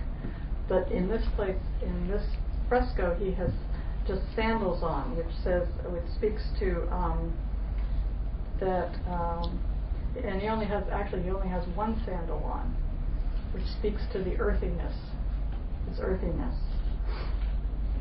Yeah. Is there more to say about the mask at this point? Okay, yeah, let's go back to the mask. Thank you. There. Do you want to say something about the mask? Do you want me to say something about? Yeah. Well, what is the expression on the mask? Let's play with that. It's pretty intense, isn't it? Fierce. Yeah, it Fierce. looks like something that has been scared witless, like out of its, for the most. Or somebody that's trying to do that to the initiate. Yeah, this is Dionysus. So, I don't think he's been scared witless, but I would be scared witless, maybe. It's rather demonic. That's kind of demonic, isn't it? That underworld aspect, fear. That's one of the masks is how satyrs were portrayed in the theater. So when you had people who were doing the comedies, they wear these creepy demon masks, horned demon masks, and they would do basically slapstick shtick in between acts or as part of the acts. Yeah, and all Greek, and I'm not sure about Italian at this point, but the mask was the main part of the drama. The actors all wore masks, and they were all men too. And so masks were very important. And we think of the mask as a persona in Jungian psychology. The persona is a mask, but this is a deeper mask. This is a mask, and behind it, it's empty. Ollie a little bit, that sort of devouring, whether it be fear or passion or sort of debauched, hallucinatory state that sort of is that sort of A little mad. Yeah. Yeah. At arm's length. Looks like he's holding up a severed head. Yeah, he's showing the mask, and actually the mask is what's reflected in here. Oh. Forgot about that. The mask is what they see and hear, and these guys are going, whoa. Wow. So, and this is the Cirrus, the spruce at the end of it, which is the staff of Dionysus. Who do the guys represent that are? Well, they're fauns, so they're nature spirits. Okay. Dionysus is always portrayed with them as followers. I wonder if that could be like a death mask. Yeah, because remember, Dionysus is the god of the underworld, and Ariadne is related to Persephone. They're seen as the same. So, yeah. It would be interesting. The mask is not the god. There's a reality behind the mask. That's the god. mask that she now looks at before she crosses over. Right. To be afraid of her. Yes, behind one, but it's not the god itself. Yes, behind the mask, it's emptiness. It's the void. I was watching Alan Watts in giving a talk, one of his first talks a couple days ago, and it was on the void. And he was talking about the void is not empty. I mean, it's empty. It is empty, but it's not empty. It's very full. It's full and empty at the same time. It's the darkness, but it's the lightness. And the mystery is in the darkest of the dark where you see the light. That it's so dark that you see the light, which is very important. The whole paradox, the whole opposites are so important in Jungian psychology and in any initiation, because if you think of Zen Buddhism and the koan, what are the koans supposed to do? They're supposed to scramble your brain so you can't figure it out. Yeah. Is that one hand clapping? Yep. What does your face look like before you were born? Those are a little hard to think about. Okay. Yeah, go ahead. Was it a taboo or something to look directly at the mask because no one there is looking? That's a good point. That's not mentioned, but a lot of times that's the case. That you like with what's her name? Medusa. Yeah, you can't look at her directly. I don't think that's the case in this because it's the mask. Because it's Dionysus is behind the mask. But yes, You can't look at, and remember where Medusa ended up? Medusa head? On Athena's shield. So there's the dark and the light, Athena and Medusa. Yeah, go ahead. We can't learn anything new unless we empty ourselves of preconception. Right. And I think that it also symbolizes Yes. that idea of learning something new. It's coming. Yes. But we have to empty first. Yeah, because we might not be open to it. It's thinking out of the box. We're in the box, and we can't get there by thinking in the box anymore. Right. Yeah. Good. Okay. The mask and the reflection of the mask are all derivative, I guess if that's the right word. It's not the God itself. It's sort of the representation, right, or the symbol. Yeah. And the symbol is very important because the symbol points to that which is not knowable. It points to the unknown. If it's not a living symbol, it won't get you. Like I can walk into a church. I happen to love sacred spaces. I can walk into a church and I look at the cross. Nothing happens to me. It's a cross. But there are other symbols that I look at that resonate. So that's what we want. Is the symbol that resonates. Like this mask for me resonates in a way. The way he's holding it, though, it looks almost like he's pulled the mask off or something. Yeah, I don't think he's pulled it off, but he's holding the sacredness. He's holding the sacredness, yes. I'm just having this imagination of it. Nobody can see that mask there. That's the nicest. You can't see the baby guy. Right. But the guy's looking in the reflection in the water. In the wine. And that's the place where you get that interest. But it's like it is representing the terror, the astonishment, all of that that's invisible in this moment that is huge. Yes, it's huge. That's why she's just reacting. You know, and we get close to that edge. We always want to get to the edge, don't we? You know, because that's where the learning happens. That's where we can put our toe in and step back and put our toe in until we. And there are many small initiations in our life that help us to get ready for something big. So we learn. When I'm working with people, I'm always helping them to learn where is your edge, how do you cross the threshold, what keeps you safe, how do you get in it back and forth. So the more that happens, the more that they feel safe enough to just take the leap at some point and go to the deepest wounded, most vulnerable, most stuck places in themselves. But we hopefully therapy or sacred spaces or meditation or whatever container analysis it is helps to is the temenos is the container for that, and the person that's sitting with us or the person that's witnessing us helps us to learn how to relax into it and take that space, even if we're very terrified. Right? So that's why working with the body, I think, is so important, because if we aren't prepared on a physical and energetic, emotional level, we can't handle it. Right? Yeah. Okay. So here's Ariadne. So let's see.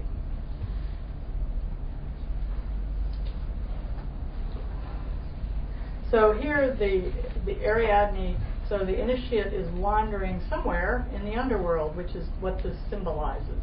So she must be in a trance state or an otherworldly state at this point, or nothing will happen. She must be in a transcendent state. And we see that there's no human on this panel, which is the inner sanctum, this panel, and this is leading into it.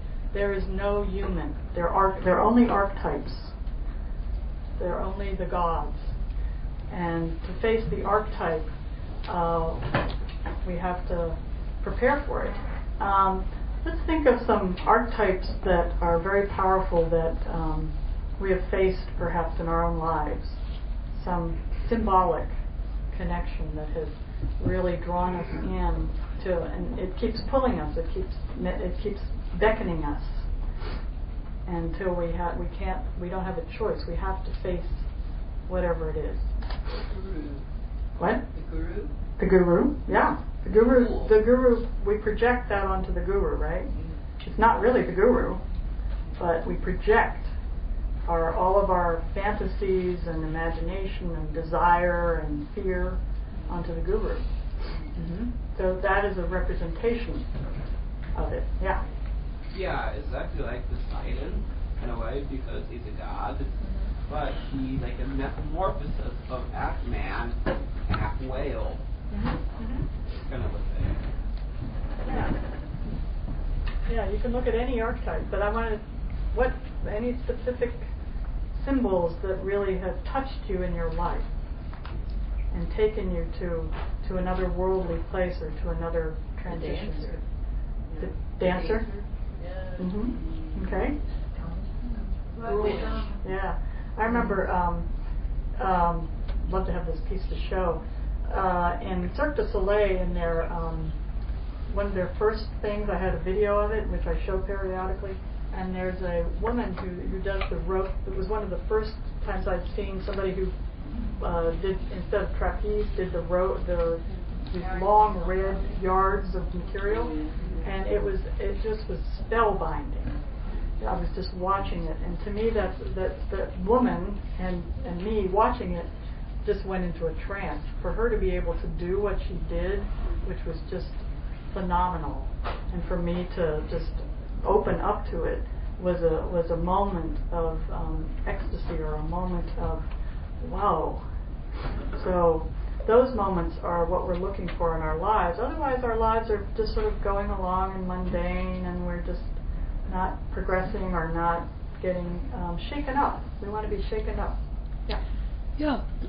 I never felt my life was complete until I did Elisa Starkweather's Priestess Path. Uh-huh. And for all my academic training, my life experience, everything, that is 2 9-month periods of going into ritual with the archetypes, and I just could not believe it. Yeah. And at first, when I did I broke into tears.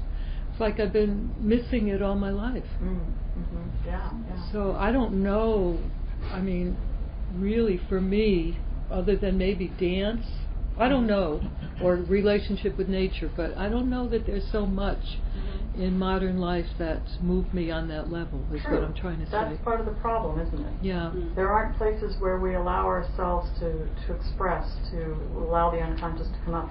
And Jung, of course, discovered, or didn't discover because it's not new, he bumped into active imagination, which is the process that's happening here with this woman, or whoever's doing this.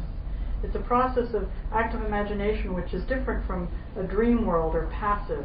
It's that we're alert and we're conscious, but at the same time we're so deeply connected to the unconscious that we're in a state of moving through the imaginal realm, which is where there's such richness and aliveness. And I work with a lot of people with the imaginal realm. If they can go into their fear and stay with their fear. I just had I've been working with a woman who has deep trauma, years and years of trauma, and really had nobody there as a child, nobody. And she keeps going into this place of demons, she calls it, where all the thoughts and all the you should do this and you're terrible and it'll never get better and da. And we kept working with that and kept working for staying with the demons and staying with the demons in her body and her terror and her fear. And finally she began to be able to see the demons. And then one day, I'll never forget, she was working with the darkness, the demons, and suddenly they were all in a cauldron. They were all contained in a cauldron, which was a real a piece of a step for her. She didn't do it. She was watching it and it happened. And that day she discovered a baby. She discovered the baby, her, the divine child, the baby, the potential. And the baby, we worked with the baby and the demons for a while, and one day she was able to connect with the baby, and and actually this was over the phone, so we were just connected energetically. And she connected with the baby, and as she held the baby for the first time, she was so filled with love. She said, I can't hold this. I can't let it in. It's too much. And she didn't know how to open her heart and her body to this new life in her. And then she was just in this wonderful, peaceful, open, innocent place. And we talked about this. And I said, this is your true self, this baby, before the trauma. This is where you need to find yourself, the baby. And the baby keeps coming and going and coming and going, but whenever she can, and it's not like it's a paradox is that she can't try to see the baby. And she can open herself up. The more she opens herself up and breathes and goes into her body, eventually the baby comes up in the imaginal realm. And the baby sits on her right shoulder, and then the demons are in a cauldron on her left. So, and she began to realize that, and the demons get her all the time, of course, they get us all, right? All those horrible thoughts and fears and stuff. And she began to realize that the demons were a very primitive part of herself that tried to protect her when she was young.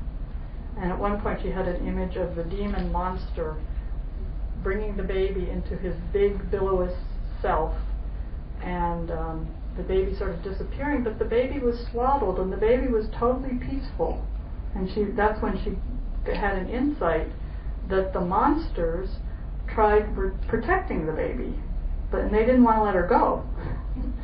In Hawaiian Huna magic, your right side would be power, and your left hand would be self-knowledge.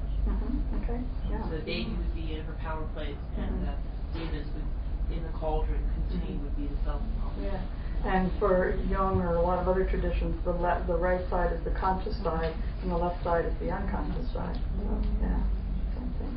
Okay, so yeah, go ahead. I'm also just glad you brought up baby, because I was just going to say this feels to me so much like a birthing process, like a physical birthing process, all of these stages. Because when we get to the last one that you were on, the fear, the intensity, the desire to just get out of there, but there's nowhere else to go. There's nowhere else to go. You've got to go straight through it. Right. That is, why else would you do it unless there's nowhere else to go? Right. So that's why I immediately felt like this is a birthing process. The first stages are kind of easy, and you're ecstatic, and you're excited and whatever. And you get to this point where it's just, you have to almost accept death in order to bring forth life. Absolutely. And remember, Dionysus and Ariadne are both related to the underworld, and Dionysus is the god of the dead. Right. So, and in all shamanic initiations, there's usually there's a shamanic illness, which often is also has to do with psychosis, but not the acute delusionary state. And this is in many traditions, and this is in this tradition too, that we get to our bones. The shaman generally often comes to a place where there is nothing but bones. Nothing. And that all the flesh is gone, all the reality is gone, but the bones stay with us, don't they? The bones are there after we die. The bones are the immutable part of ourselves. So it's a symbol of that place that is the base, is sort of the skeleton of ourselves. And the Day of the Dead in Mexico, all the skeletons, it reminds us of the immortal and the death of every life and of parts of ourselves. Okay, let's see. So now we get into an interesting place, which is even more interesting than what we've been. Whoops. There. Emptiness. But light. Emptiness but light, yes. The light in the darkness. Okay. What have we got? Whoops. Wait a minute. Uh-oh. Uh-oh. My slideshow just ended. Uh-oh. Can you tell us what those last two figures are? I can't see them very well. What are they Over doing? here? What do they represent? Well, that's what I'm trying to get to. Oh, okay. Can somebody go over and get the tech person for a minute? She's in, she's across the room. Yeah, she's across the room. Sorry, I'm gonna go back to the slideshow. Sorry about this.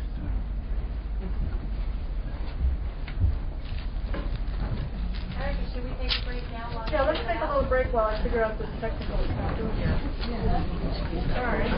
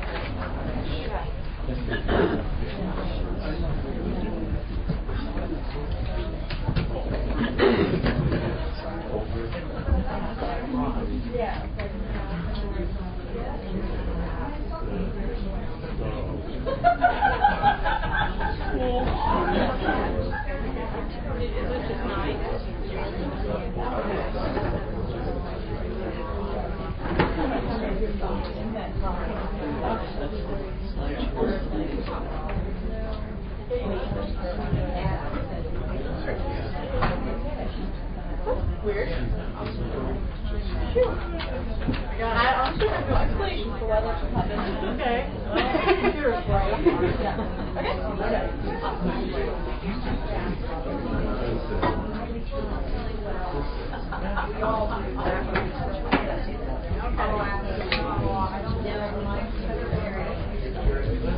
I would lay my life down for a cup of hot tea. I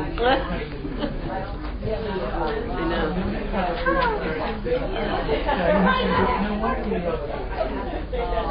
So who is she? She's in New Mexico. Yeah? Yeah. She used to work for the mayor. Great. She's Spanish and she's coming out. How exciting. It's all exciting. It's everywhere.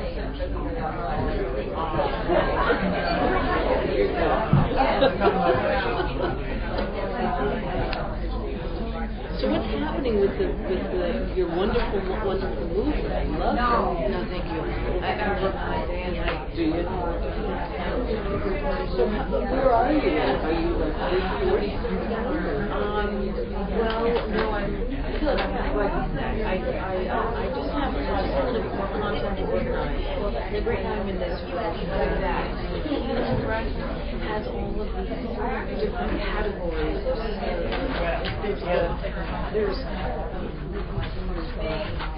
heel versus the dress. Waking consciousness. There's self-care, carrying the feeling down. It's a single thing. It's like the big part right now is the merging of ideas. So that you don't have sort of a single tone and a little opposition. Can we begin to come back now? Because I know it'll take time for people to get back. So let's begin coming back. 120. Not more than that. The key now is before E-sequence, I have to establish what people are about to carry in the manner is wise and wrong for leader. So I use a mantra. So I use utterance. I did, yeah. That was key, right? You hear the layering of sounds, and I have visual sequences, visual sequences that sort of bolsters or yours sort of, okay, this is what I'm about to sort of, get into. But I don't want to do that all throughout the film, so I'm doing also character development. I'm introducing the 9 individuals in this childhood context, and then sort of just kind of what we saw up to the 5th. Then we decide you said that you have some kind of intro, kind of a character development, and now figuring out which sequence is the best match for a woman's particular rock around her experience with her. So you have to design, now it's more about design, content being created, and the transition. Sounds like the transition is really important too, because it's a talking bonanza. It might be the most riveting content you're going to be like, you know what I mean? Even if it's great content. Right. So I have to really be careful. Won't you show, I just,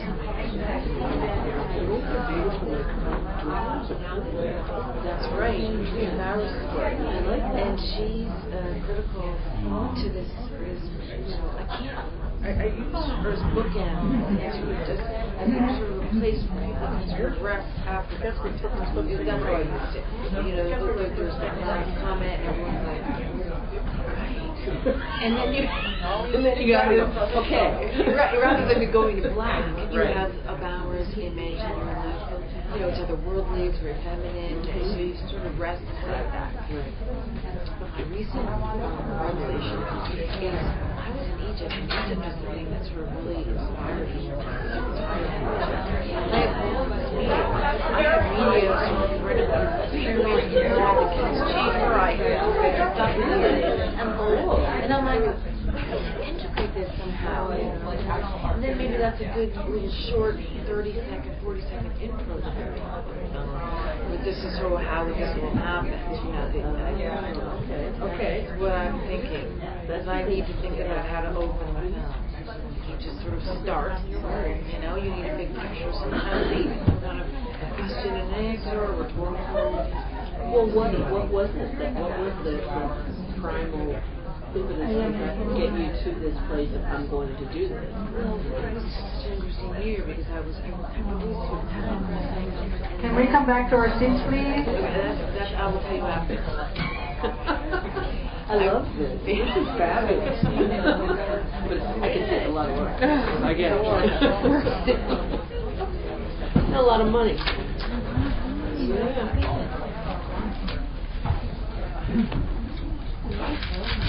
It is.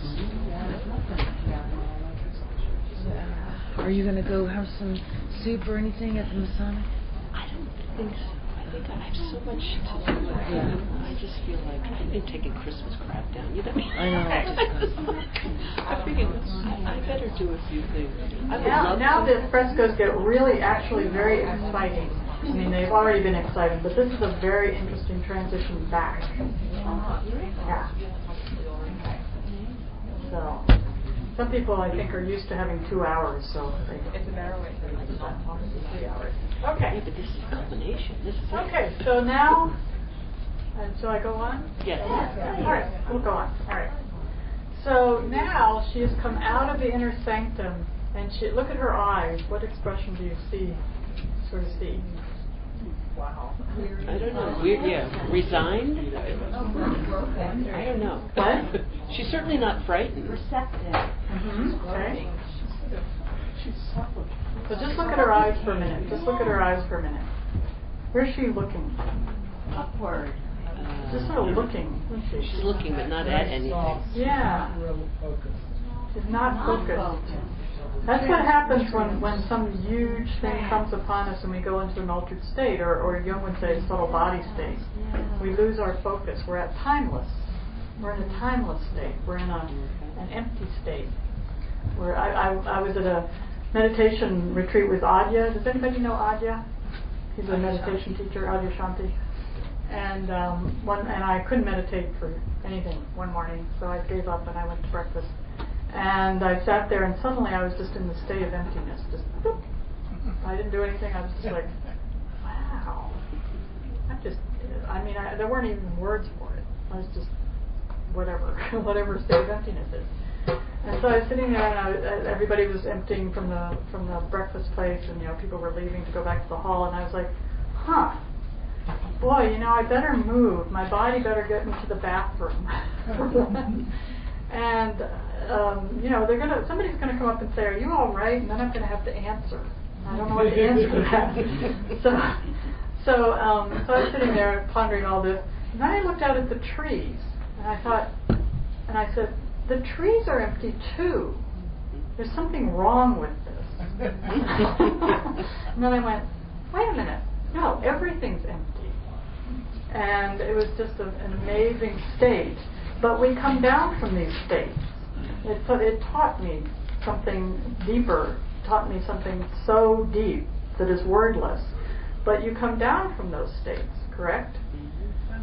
And you hopefully sometimes, we hope we do. When people go into deep states in authentic movement or in my office, and they come out, I say, okay, you might want to take a walk before you get in your car.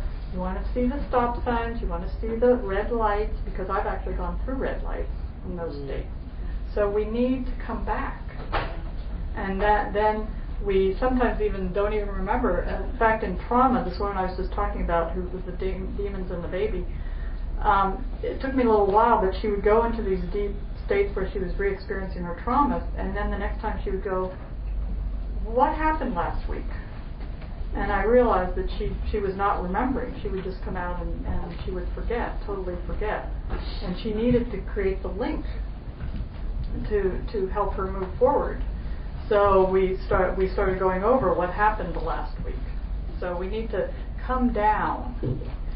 If you've ever had an acid trip or whatever, I had many acid trips back in the 70s, which were not fun at all. It's way too much. So, but coming down was really awful. It's just, I was exhausted, my body was sick, I felt that. So here we have, so she's, again, the robe, she's half naked, so there is some undergarment here, but she's open to the divine. She is in the divine area. And this is a torch that's extinguished up here. It's a big torch. And it's very, very heavy. And that's what she's brought back from the underworld, this extinguished torch. Of course, in the darkness, she needed the torch. But she's carrying it over her shoulder. So what do you think that symbolizes? It's similar to the cross, yeah. So when we bring this information back, or we bring the divine back, it's a responsibility. We can't just go around being innocent and naive anymore. We've seen something that has taken us to another place, and we have to take responsibility for it. Jung said, as you go through transformation, it's not okay to go off in a cave. I mean, some people do that, and that is their destiny, or what they need to do. But he believes that we needed to bring our knowledge back to the community, back to our lives. We needed to own it and live with it and work with it and live it every day. So we can go off to meditation retreats or whatever, but we have to come back and bring it back. So that's part of this. And then here is the winnowing basket. And in the winnowing basket is Dionysus, the baby Dionysus. Okay. So she's exhausted. And she brings the child, the divine child, from the sanctuary. So she still has the divine child. And the interesting thing, so there is she has a cap on her head, and this is it's when we think of hair is actually often thought of as symbol of thoughts, our thinking. It kind of comes out of our head. So she has no thoughts. It's all capped. It's all inside. Right. What? Makes sense. Yeah, makes sense, doesn't it? Symbols make sense sometimes. And a priestess up here actually is holding a shallow basket over her in benediction, and sort of to help her bring her back. But what is she doing here? This is the basket of Dionysus, the child of Dionysus, And what is she? What's behind that, too? These are two priestesses. It's kind of hard to see. And we'll get to this figure. So what is she doing here? What is this? She's lifting the canopy of the sacred basket. Okay. And look at her body. Somebody said that before there was so much life.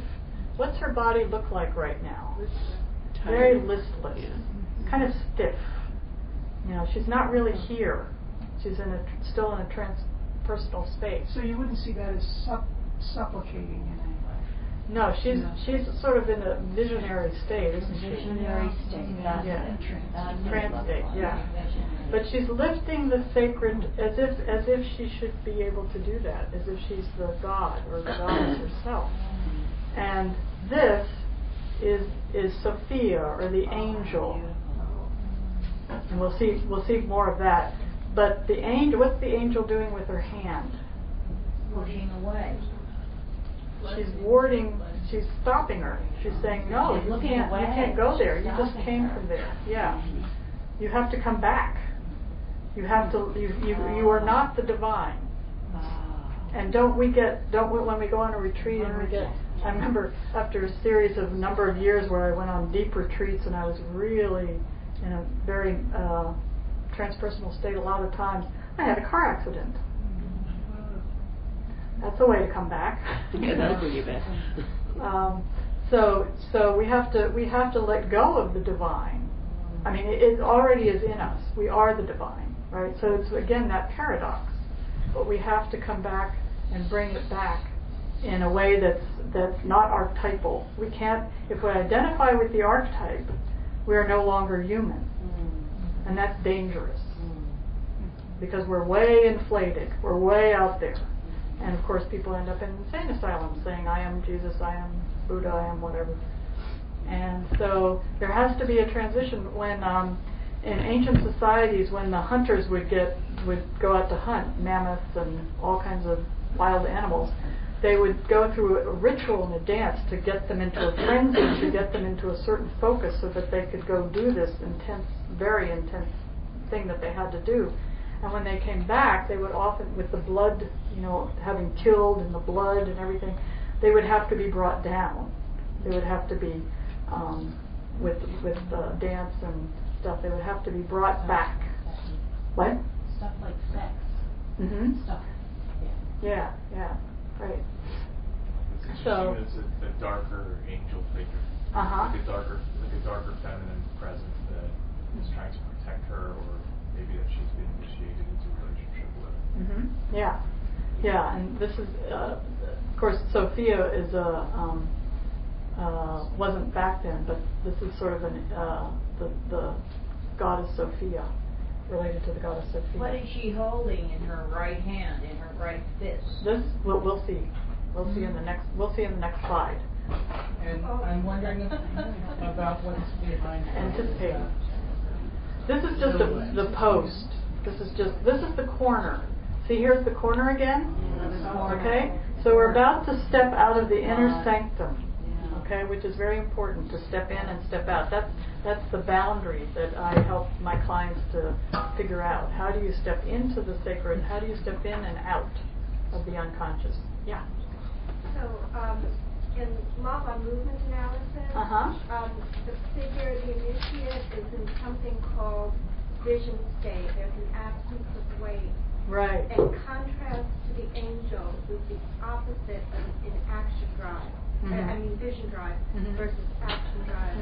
So there's that insistence on snap out of it by the way she is moving, by the way she. Yeah, and you talk about, and the angel, of course, is of the air too, right? And she has the boots of Dionysus, so she's related to Dionysus. Okay. It's also a little bit, perhaps, like the throwing her back on herself, as opposed to into the winnowing basket, into the God. Right. Yeah. So like whoa. Yeah. So it's for her own self to do it, not Sophia. Yeah, but she's in such a trance, something has to help her at this point. And right, exactly. So it's you see Sophia as the help. Yes, Yeah. yes. We're going, no, don't. You're coming out of it. Don't lift the sacred. Don't lift the sacred cloth. You've already seen it. You need to come out. Why is she looking away? You'll see. You'll see. The next one. Okay. Okay. So the angel is the agent which guides us, the numen in humanity. Okay. All right. So the unio mystico with the human and the divine has happened, which is also related to sexual tantric. Sexuality is one of the ways we experience that in the modern world. Okay, so here is the angel. This is a little hard to see. Okay, so the angel, this is a whip. It's cut off. But this is a whip. And where is she looking? She's looking out of the inner sanctum. She's looking around the corner at something. And this is what she's doing. This is what she's looking at. Could you please use the mic? Oh, sorry. Thank you. Yeah, so this is what she's looking at. This scene, okay, with the whip. And this is the priestess. And what is the priestess doing?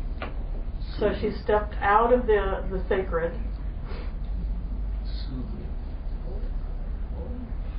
Holding her. The priestess is comforting her. She has her hand on her hair, and look at her hair. It's not bound anymore. It's all loose. Isn't that sort of what we get into when we come back and we're all sort of confused and discombobulated? It's loose. And the priestess is looking at the angel, right? And the angel has a whip. And the priestess is pulling back her dark robe, her very dark cloak. And so what do you think's happening here? What is the symbolism? This is an interesting slide for us to contemplate because it's very foreign. Being reborn. Spanking after birth. Yeah, that's a wonderful image, isn't it? The spanking after birth to make the baby breathe, come into life.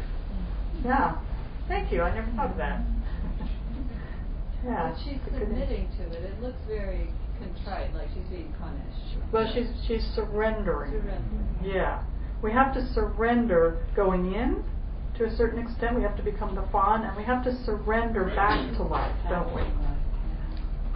So in all initiations, we have to go in and we have to come out. So you're saying she's being God smacked back into reality? It's a sacrifice. Because I keep thinking of her being scarred or marked.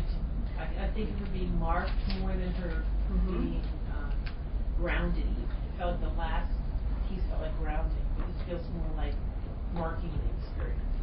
Yeah, that's a good. Yeah, marking the experience, isn't it? And in an initiation, you might get a tattoo to mark the experience. You might scarification. You might cut your hair.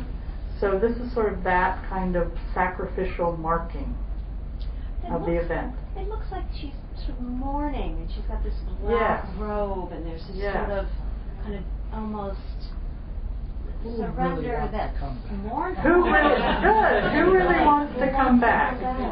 Right. Right. Carol. Yeah, and I was thinking of the role of pain. Pain. Painfulness is coming back. Or the pain. Somehow pain can often go with coming away out of the divine. Yeah, and suffering. The loss of who we were. We can't just pick up our life like we did before. It's new. We don't know what to do sometimes. We don't know how to integrate it. Yeah, go ahead. Ultimately, resubmitting to the suffering of life after passing through the God state. Right, coming back into the human emotion of the loss and the And I mean, if anybody's had a transcendental or a ecstatic experience, coming back, it's like, now, it's a loss. Yes. Even though we've changed, Yes. we understand something on a new level. We have a new reality. Deeper than grief, now deeper than it was before. Very deep. When I had that emptiness feeling, I'll never forget that. I mean, I know now when I look at my cat, she reminds me of the emptiness. Right? When I get all busy. Okay. So we've stepped. So we have to get over the inflation. We are.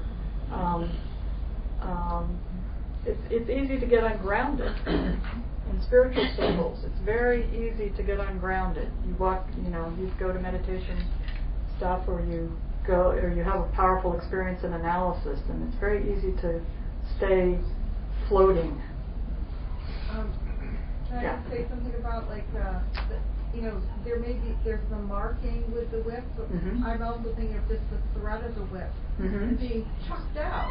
And it kind of also reminds me of a mother with mother with a child, a mother dog or a mammal, that they teach them by saying, you can't do that with me anymore. You can't talk to me anymore. You have to come. You got to do it yourself. Yes. Yes. And that it can feel deflationary. It is. And Jung and von Franz said von Franz, who was an early analyst, said inflation is unavoidable. You have a connection with the big S self, the archetype, and you get an inflation. That's normal. And then when we feel like we're totally, like when my client can't see the baby anymore, she freaks out because she's not connected with her own essence, her truth, the divine. And she goes into the darkness again. And it's So how do we keep that connection alive, but in a human way? We have to be human. It reminds me of the expulsion from the Garden of Eden. Exactly. Yeah. Yes. You are no longer. This is the corner. You are no longer in the garden. Also, okay, she's got to come out of it, but assuming that angel strikes her, this would be a traumatic experience where she would never forget where she had been and what she experienced. Right. It was set in her mind permanently. Right. And the priestess is supporting all of this. The priestess is comforting her while she submits to coming back and the marking. Yeah, right. Okay. That's what's missing too in the modern age, is having that piece of the support. Right. Yeah. People, teenagers go through incredible initiations without any support. And I'm fascinated with tattooing. All this tattooing that's going on. I think it's very symbolic of this in some way. Okay. So we're in the outer sanctuary now. And if we don't submit to the initiation, our life remains very boring. It remains very mundane. We don't move and change. Okay. And for the Orphic tradition, it's all about nature. Okay, let's not forget, it's really all about nature. And I'll get to that a little bit later. Okay. So yes, this is now she's back to what she learned, her self-learned wisdom, that only she herself is nothing. Only she herself is nothing. When we are nothing, then we can receive. And also part of this is that thou art not. That thou art the God, thou art not. That paradox that we hold in being human.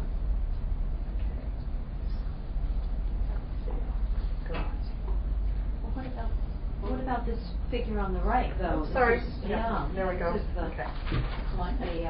Resurrection. Yes. There we go. Can't miss that. Be left in that state of fallenness and despair. I'm just looking where I am.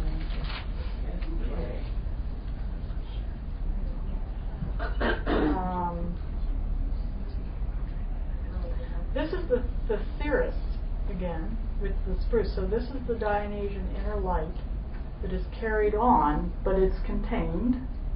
It's in the reed, okay? And this is the dance of life, right? The celebration, the celebration of the experience, and bringing it back into the body, the celebration of it. And she has her back to us, so it's sort of like a sacred dance still that she embodies, and she's nude, so she's connected still with the sacred. But this is not the initiate. This is a priestess who's been initiated, who knows how to go back and forth, who knows how to be with the gods and the goddess and herself. The angel also is related to the Holy Ghost, Sophia and the Holy Ghost. And in Christianity, one of the figures that always has spoken to me is the Holy Ghost. It's the one that Christ left behind for us, to speak to us, to help us, the Holy Ghost.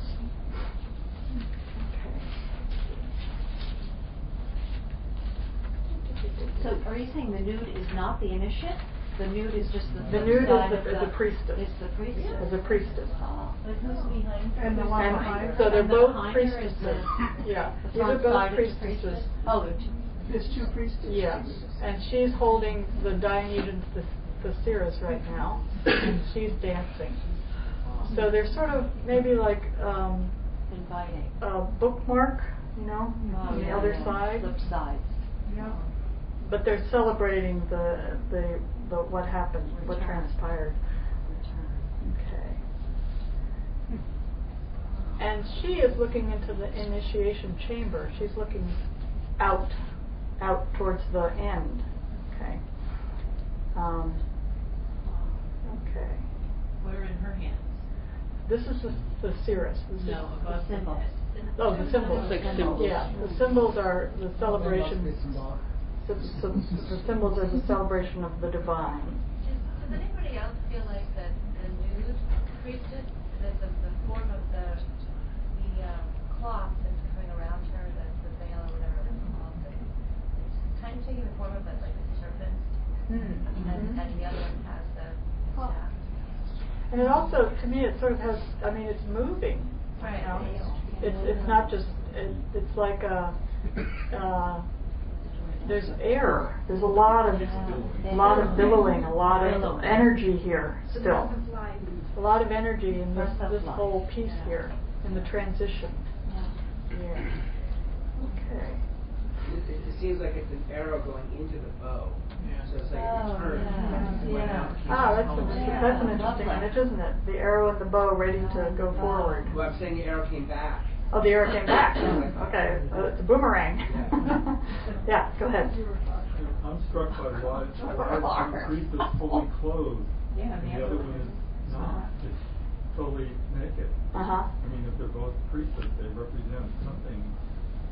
Well, the duality of the openness, the nakedness, which would be in relation to the God, and then the one that's clothed, which is more perhaps the earth, the profane, and the divine are in a duet here, kind of. Yeah. I don't think generally. I'm just asking the question of whether this kind of contrition is ever associated with Dionysus. Usually, I mean, I don't think. Usually it would be the celebration more than that there is such a depth to it that you've been explaining so well today. It's just that. Well, that's our Western view of Dionysus, but this is the ancient view of it. Yeah, so that's well represented in that picture. Yeah, in this particular. Yeah. And there's a quaternity here too, the four women, right? And the quaternity is the wholeness, is the end point, the wholeness that's come together. Why are you certain that that's not a male? Yeah. Male. It does look male. In so many ways it looks male. Which one? The seated, who's holding her, there's a sense of sort of because male. this is a women's initiation. So they're priestesses. There's no way to By definition. It's a whole conjecture. Well, the it's masculine been side studied. is the female. The No, masculine it is a woman. She has She has her hair is bound. Okay, but it is a woman. People who have studied this have determined that it's a woman. So. And she also is in this very comforting mode. Because the priestess guides, the priestess's guide. In this particular, there are times when there's a priest who officiates, and that is actually Solinus. He's sort of the officiating masculine, who's feminine masculine. But in this particular series, all the priestesses are women. So. And it's something too that we could just ask ourselves in that sort of held back or where state, why we see that as male. Mm-hmm. You know, why should we see a strong, physically able, sharp, hewn, short-haired being as male? Yeah. And this is a quaternity of the feminine, also very tall. Very what? Tall. Sitting down almost as tall. Yeah, that's true. Yeah. Yeah, she could be raised up. Has anyone in antiquity written about this building or this ceremony or what happened in it? Not that I know of. Like Homer wrote about the Eleusinian mysteries, which we still don't know. You had to keep them secret on pain of death, and we still don't know what actually happened, which is quite phenomenal. Nobody leaked the secret, what happened in the inner sanctuary. But I don't think anybody can, right? Because it's in the inner sanctum, it's really a experiential thing that's unique to the person in relationship to the divine. So how do you talk about that? Right, which is why it's so interesting to me that in the slide where she's holding the veil up and she's not going in, we never see her actually with the God. Right, we never see, the God is sacred. But So, we don't know what happened to her. we don't. She might have gone in that underground passage. She might have. We don't know the exact thing that happened. But that's true, isn't it? Right. We don't know the exact thing that happens, even inside ourselves. Right. So still water again. Okay. So now it's she is here, the initiate. She's dressed in beautiful clothes. It's a little fuzzy. This is I think this is the one I took. This is a crack in the wall. This is a little Eros with bare feet. The priestess is fixing her hair, but where is she looking? Outward. He's holding up a mirror, a silver mirror, but she's looking in the mirror. She's not. She's just looking out at us. Now, she's entering to us. But her hair, which if we think of it as what sort of how we take this in and understand it, is being arranged and put back or gently worked with by the priestess. So there's a new point of view that's being created with the mirror and the priestess and the hair. And Eros is the mirror of one's own being. He's the messenger from the unconscious. He's an objective observation completed through consideration of subjective emotions. And the mirror is a symbol that catches the soul, so it won't entirely pass away. So that's a wonderful container in this image of catching her soul. Push what? Oh, it's hot. The projector is hot. The projector went to sleep. Wait a minute. She's still here? I think what we're having trouble with is the projector's getting hot. It's been on for a while. Yeah, it is a metaphor. There you go. You see so many men on the screen. Please wait until projector cools down. Okay, so we'll wait for projector to cool down. blow on it. It is an interesting thought too about it's such an interesting time that we live in as well. I don't know what it might have been like. But the whole gender discussion. The gender discussion is fascinating, isn't it? Because wasn't there Projectors. when the ability to change genders is considered sacred? Yes. The contrary-wise shaman dresses in women's clothes and is the fool in the ceremony, and climbs ladders and does all kinds of acrobats to shake people up. And in certain traditions, in the underworld, the person marries, like a shaman would have a outer world woman, but in the underworld they would marry their spirit woman or man. So, why did it go this way? Yeah, it's a bit that hot. Oh, yeah. Okay, she's gonna go. Okay, so let's see. So we're almost done here. And I think what's important too in this whole transformative process and initiation is that we don't just get initiated once, right?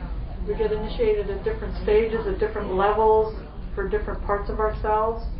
And again, we might have small initiations or small breakthroughs, but that lead us up to the ability to trust the process, to really go deeper and deeper and deeper. So I say to my clients, there's good and bad news. The good news is that you probably don't get any more complexes or problems, core problems in your personality in your life.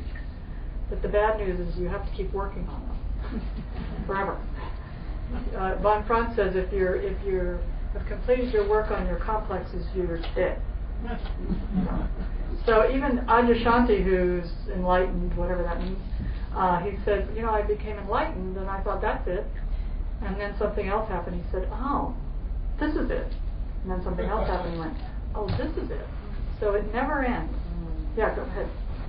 Well, back to this last one, when you look at it online, you can see her face really closely. Uh-huh. And she looks like she clearly has been through an ordeal. She absolutely looks as though I'm done, and she's not even focused on the reflection in the mirror at all.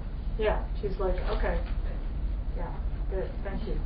Okay, good. Oh, there we go, the last slide. So here we have a window. This is the end. This is the door. The door to go back out. Yeah, and this is a window. So we're coming back into the outer world and back to ordinary life. And she's been dressed by the maid and the mirror. And let's see. And now this is called the domina. This is the matron of the entire thing, and she becomes that too. So we are the initiated in this point, and she's looking back at Dionysus and Ariadne. So there's a very important piece of the Orphic mythology which is about remembrance. That each experience we bring back something that we remember in our body, not just our mind, but in our whole being. That then we go to another place with, and we remember. And the memory is very important. Like I said, with my trauma client, when she couldn't remember her experience, it wasn't helping her. She'd just go through the experience, and then she would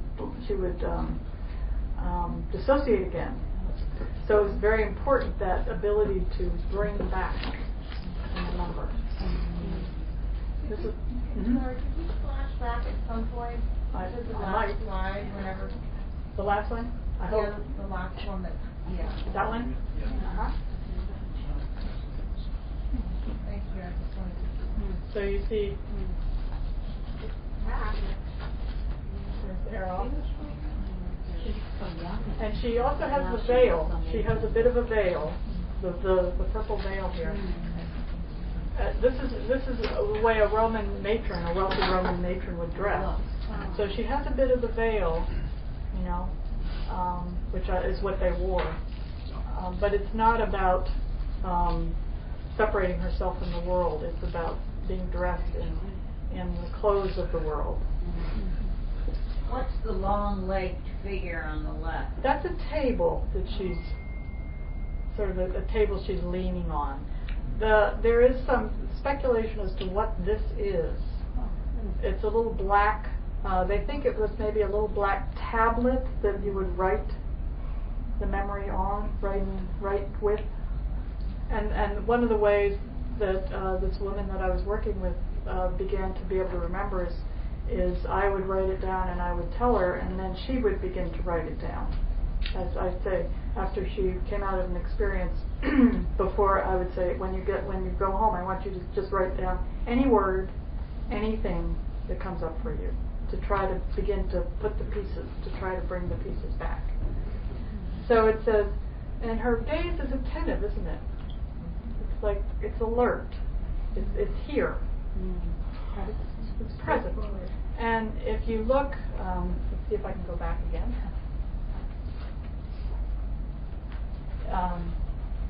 Here's the hall, and then this is open. This end of the hall is totally open.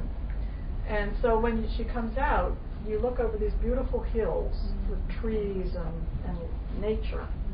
So the ending, so the coming out is into nature again, into the vineyards and back to nature that's in the outer world, not just the inner world. So was this a public building? I mean, it's not public, but it's not a private. Was this a private home? It was private. Private home. It was a cult. Well, no, it wasn't a private home, but it was a villa of mysteries. But who lived? The priest. The priestesses lived there. And what year? This was, let's see, what was that? 31 AD to 31 BC to 14 AD, I think, or 41 AD. Vesuvius buried it in 79 AD. Yeah, with the Vesuvius happened, but that was after. So the initiations were happening between 31 BC and 14 AD. And how do you know that? How do you know that? I imagine from archaeological digs and stuff. That's a good question. I don't know that, but that's what I read. Yeah. Actually, the Roman Empire outlawed these this cult and these rites, but in Pompeii, some scholars say that they actually continued, even though it was not legal. Yeah, and Pompeii was a Roman imperialized, essentially. Right. Yeah. Yeah, and Christianity became the official religion in 400. Much 15th century, much later. So every time a religion would change, the old religions, of course, were outlawed.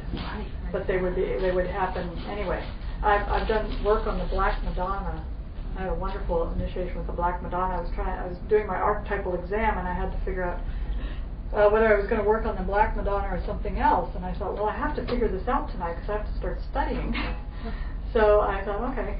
So I walk into my waiting room, and there's a box that a client left for me with a Black Madonna in it. Alrighty. My answer. And then with two black angels.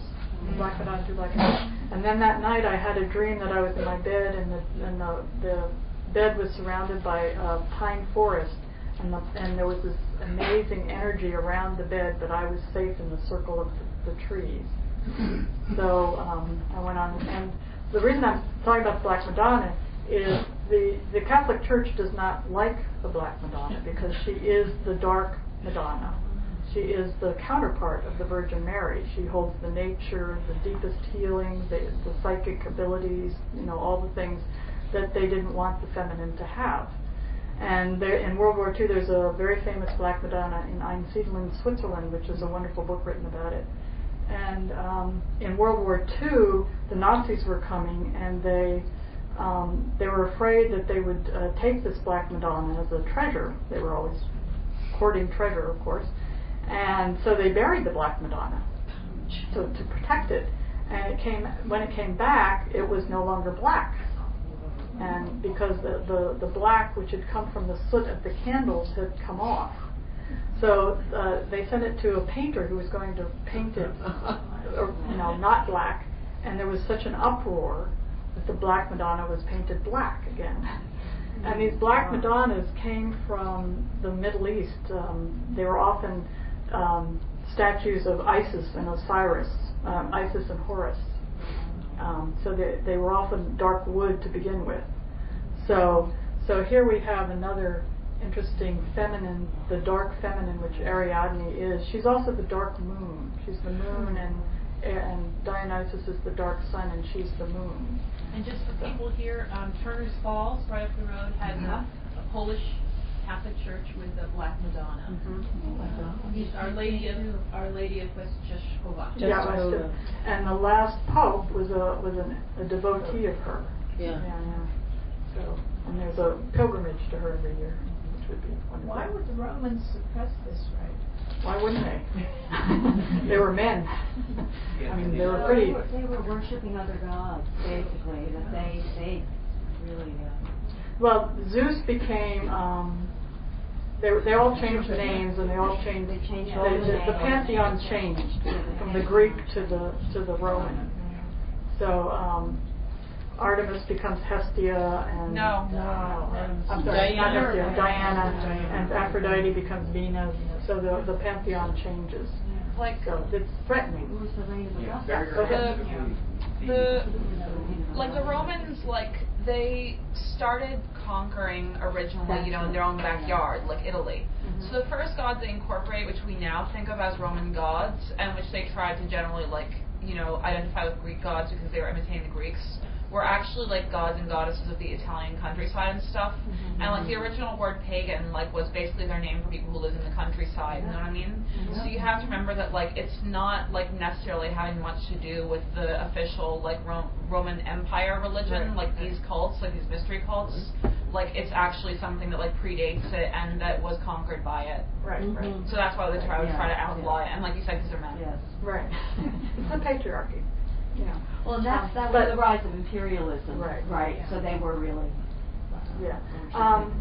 And you said something that's very interesting. It was the folk traditions. And if you really read the mythologies, the Greek mythologies, and all of the mythologies way back then, it's very complicated because each village, each area had its own Dionysus, had its own personality of Dionysus, its own particular one of Athena, and so you have Dionysus, who has many names. Dionysus Zagreus, Dionysus blah blah. So it all weaves, but the archetype itself is the same. Yeah. But they have their own. Yeah, go ahead. Could you go to that slide where you have the four figures? The four figures. The previous Sure. slide. That one. Someone mentioned about the protective God. The priestess? It looks so masculine. Or some of us think it looks masculine. And I think it does. And then I compare that to the nude figure who is so voluptuous. And there's this, the animus, this whole thing that we're really struggling or interested in today. Sure. The masculine, feminine, and gender. And then the four figures represent something. But why? I mean, one is very definitely masculine looking. I think 90% of people in the room would say that. And the other one, whose back is to us, we don't know if that's a woman, but we all assume it's a woman because we identify that as the feminine. But masculine doesn't have to be male. Right. Well, exactly. Well, my point is, this is all a woman initiation. You're talking about the masculine aspect of the feminine and the more feminine. Yeah, and that's a whole other thing, isn't it? The whole initiation of the masculine and feminine in each one of us, which is why you can look at this from the feminine and the man, or the feminine. Because haven't we really lost touch in our modern culture with what is real, what is masculine, what is feminine, what is healthy? I mean, my mother was a 1950s woman, as many of us were, and she didn't know feminine.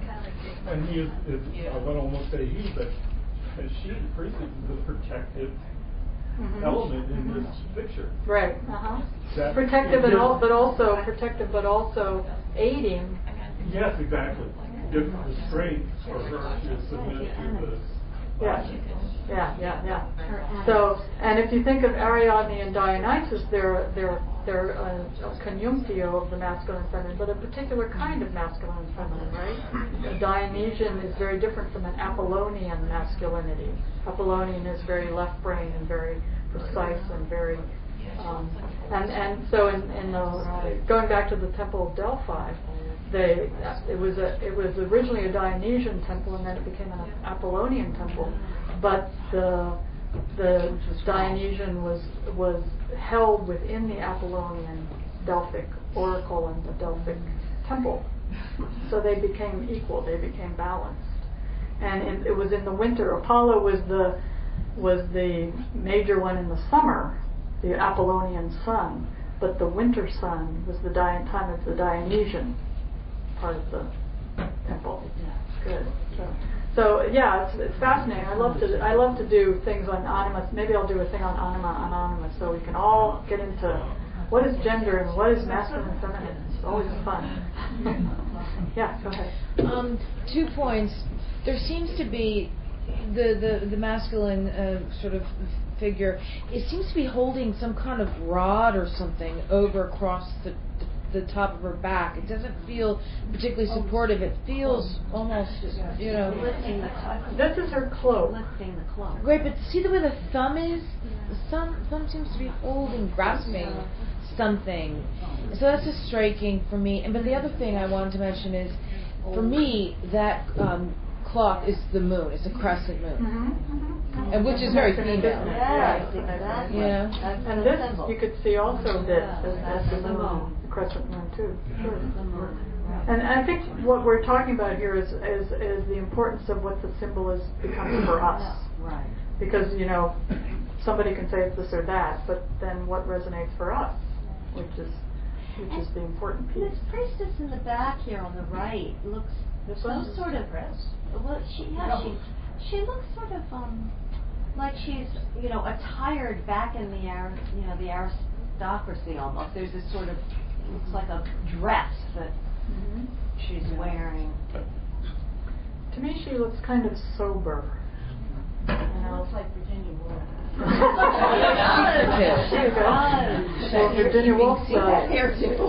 Virginia Woolf had many transformations, but did not complete her initiation. No, she did not. Yeah, that's a good image of somebody that could not hold the tension of the inner and the outer world. Okay. Yeah. So, any other? Let's keep talking a little bit.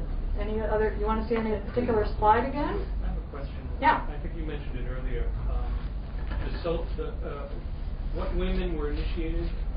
What was their social background, and do you know the ages? They were the ones. This was considered a cult, and a cult is not a bad thing. It's a secret society. So apparently the aristocratic women were the initiates, and this is the house of the initiation. So I don't know what ages, but I think they had to be. It wasn't a puberty initiation, right? Their puberty. It's a marriage to the god. It's not a marriage to a man. Right, but did they have to do this after they get married? Yes, I suspect this is of the matron. So it's an initiation that you would probably have to be selected for, or you would want, as opposed to a puberty initiation, which you are going through anyway, and hopefully there's an initiation that will help you through that. So that's a good point, is that different times in our development, we need different initiations. So this is, Jung would talk about through puberty, there's childhood, which has its own phases and development and initiations, and then the indigenous initiations for the teenager would be to that passage from childhood into adulthood. So at the age of 13, for the girl when they started their menses, and for the boy when they were torn from their mother and taught how to be a man, and they were entered into the men's world, which we don't have in our culture very much for teenagers, which is too bad. I think that's very important. But then later, so then we go through adulthood, and we have to work, and we have to have children, and we do all that stuff. And then there comes a time, which Jung says there's a time for rapprochement, coming back to the unconscious. coming back to the sacred that we might have gotten separated from. And that's what this would be. Okay. And in India, the man works to a certain point, and then the wife takes over at a certain point, and he goes off to meditate. So that's sort of in another cultural context of a different phase. So Jung was very interested in the second half of life. He felt that there was a lot of work on the first half of life and child development and all that stuff. But he became fascinated in the connection to the big S self, the relationship to the divine, and how it kept coming up in dreams, and his own experience with it, which was very, very powerful from the child on. He was very gifted in that way. So, and that's what he broke with Freud from, because Freud didn't believe in religion or spiritual nature. There are some things that say he did later, but sure. An initiation for a priestess, right? Well, she becomes not necessarily. I don't think everybody who goes through became the priestess, but then they could if that was their inclination. It seems like that kind of idea of people working with that would be something for younger women. Right. There's a certain life experience that has to happen in order to come back into this level of connection with the God. Because as a child, we're just naturally connected with the divine, and in old age, we're naturally connected with the divine. So this level of initiation is to help us come back around to that, so that we can fully embrace it and be ready to go into the land of the dead for our final passage, wherever that goes. Right? So, yeah. The documentary right there. Sure. Yeah, too bad I can't zoom in. Yeah, too bad I can't see them. But again, isn't it fascinating that's the piece that got... Actually, there's another one where she's knocked off.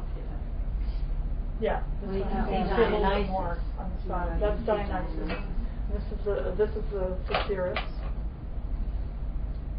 And he's just lounging, He's sort of in a state himself, he's very relaxed.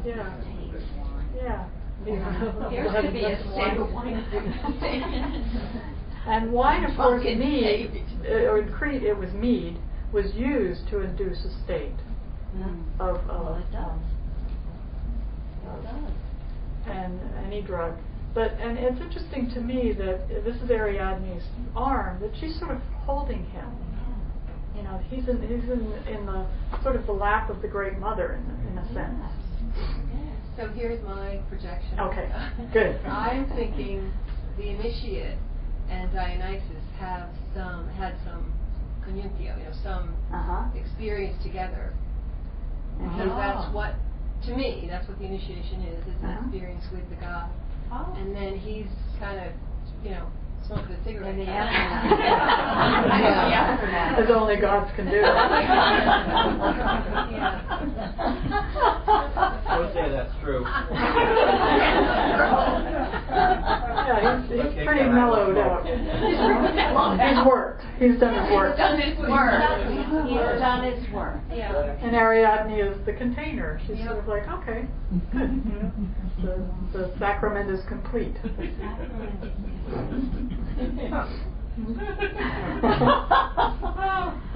good. Any other slides? These are just you can see these on. If you go back to the four figures. The four. That's a fascinating one. Yeah. I was interested that the figure on the right is obviously dancing, and you're into dance. You made no comment about it. Oh, you were. I did. We talked about the dance. Yeah. I wasn't away for more than a minute. I missed the most important minute then. Well, I think dance is one of the earliest forms of ritual, isn't it? One of the earliest forms of ritual and celebration and speaking. Communion. So I think the dance is a lost art in that way in our culture. And we also hear her symbols, so we have music and dance.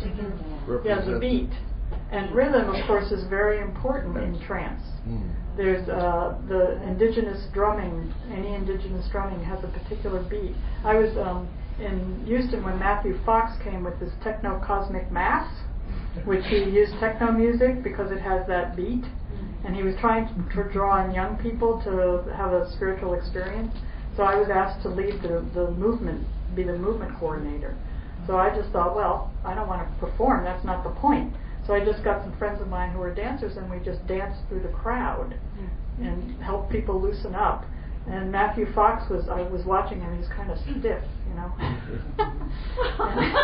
And afterwards I talked to the guy who brought him to the Houston, and I said, maybe he was a little bit, was that not a good night for him? He seemed a little stiff, and he said, oh no, Erica, that was a really good night for him.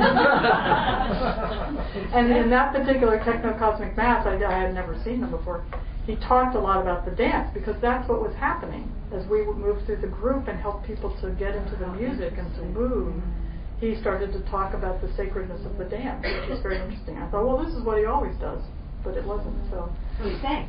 Yeah. That's what he always sings. Yeah, yeah. Probably. Yeah. Very. Okay. All right. Any other last question? We just have one last question. All right. Where did you start to say we could see these? They're online, aren't they? They're on. Are they on YouTube? Just Google. Yeah, you just Google images for the Villa of Mystery. So you can go and look at them again. And this is a very, she goes through this step by step. It's a very good book. She gets into the anima animus thing a lot in here. Could you repeat the name of the book again? It's Linda Fierce David, Fierz-David is her last name. And it's Women's Dionysian Initiation. It's a very well written book. And someday, would anybody be interested in having a day, 3 hours of alchemy, alchemical symbolism? It's kind of like being in a 3-ring circus. I do multimedia. I don't know if I can pull that off here. So anyway, maybe someday we'll do that. All right. Any other thoughts before we leave? And anybody, please come over to Mosaic and have some dinner and communicate and be a community. And yeah. Do you know anything about what happened after all this? Like, did they all live together, or? No, the ones who actually, I don't know if the priestesses actually lived an outer life and a priestess life or not, which has sometimes happened, or if they stayed at the Villa of Mysteries. But the initiate, depending on the level that she is or what her, whether she becomes lived a normal life and then would come back to the Villa of Mysteries and participate in other people's initiation and rites and different things. Yeah. So it was a secret society where they would come together. Okay, thank you very much.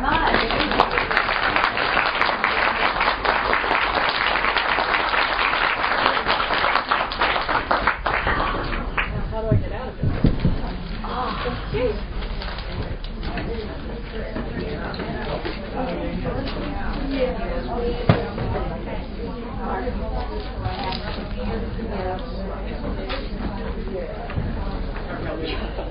I can tell you who that was. When I went to Knox. That was actually Paris going to escape because he was involved with the tyrant, the wife, by the way, and he was trying to escape. Yeah.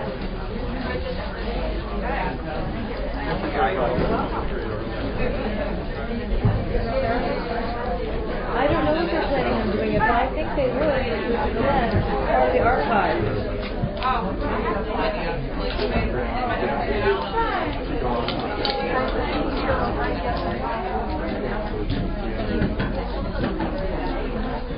Totally hear the dancing with my one half. I had to choose one thing over the other.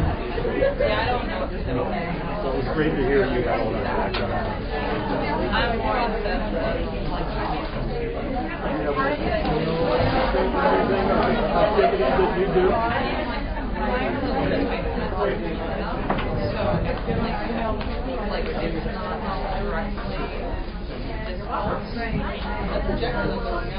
but there are actually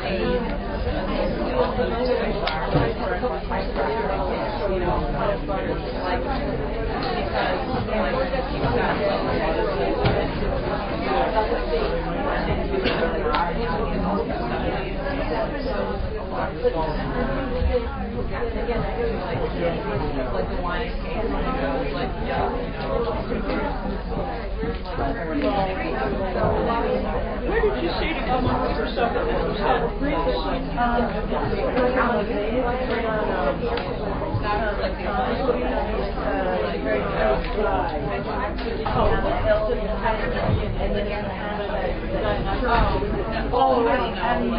Yes. Okay.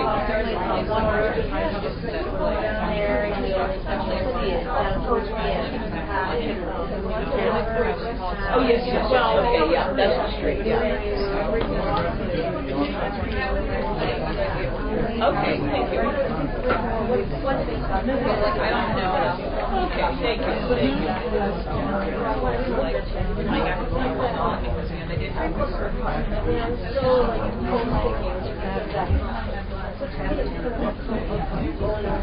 well, yeah, but like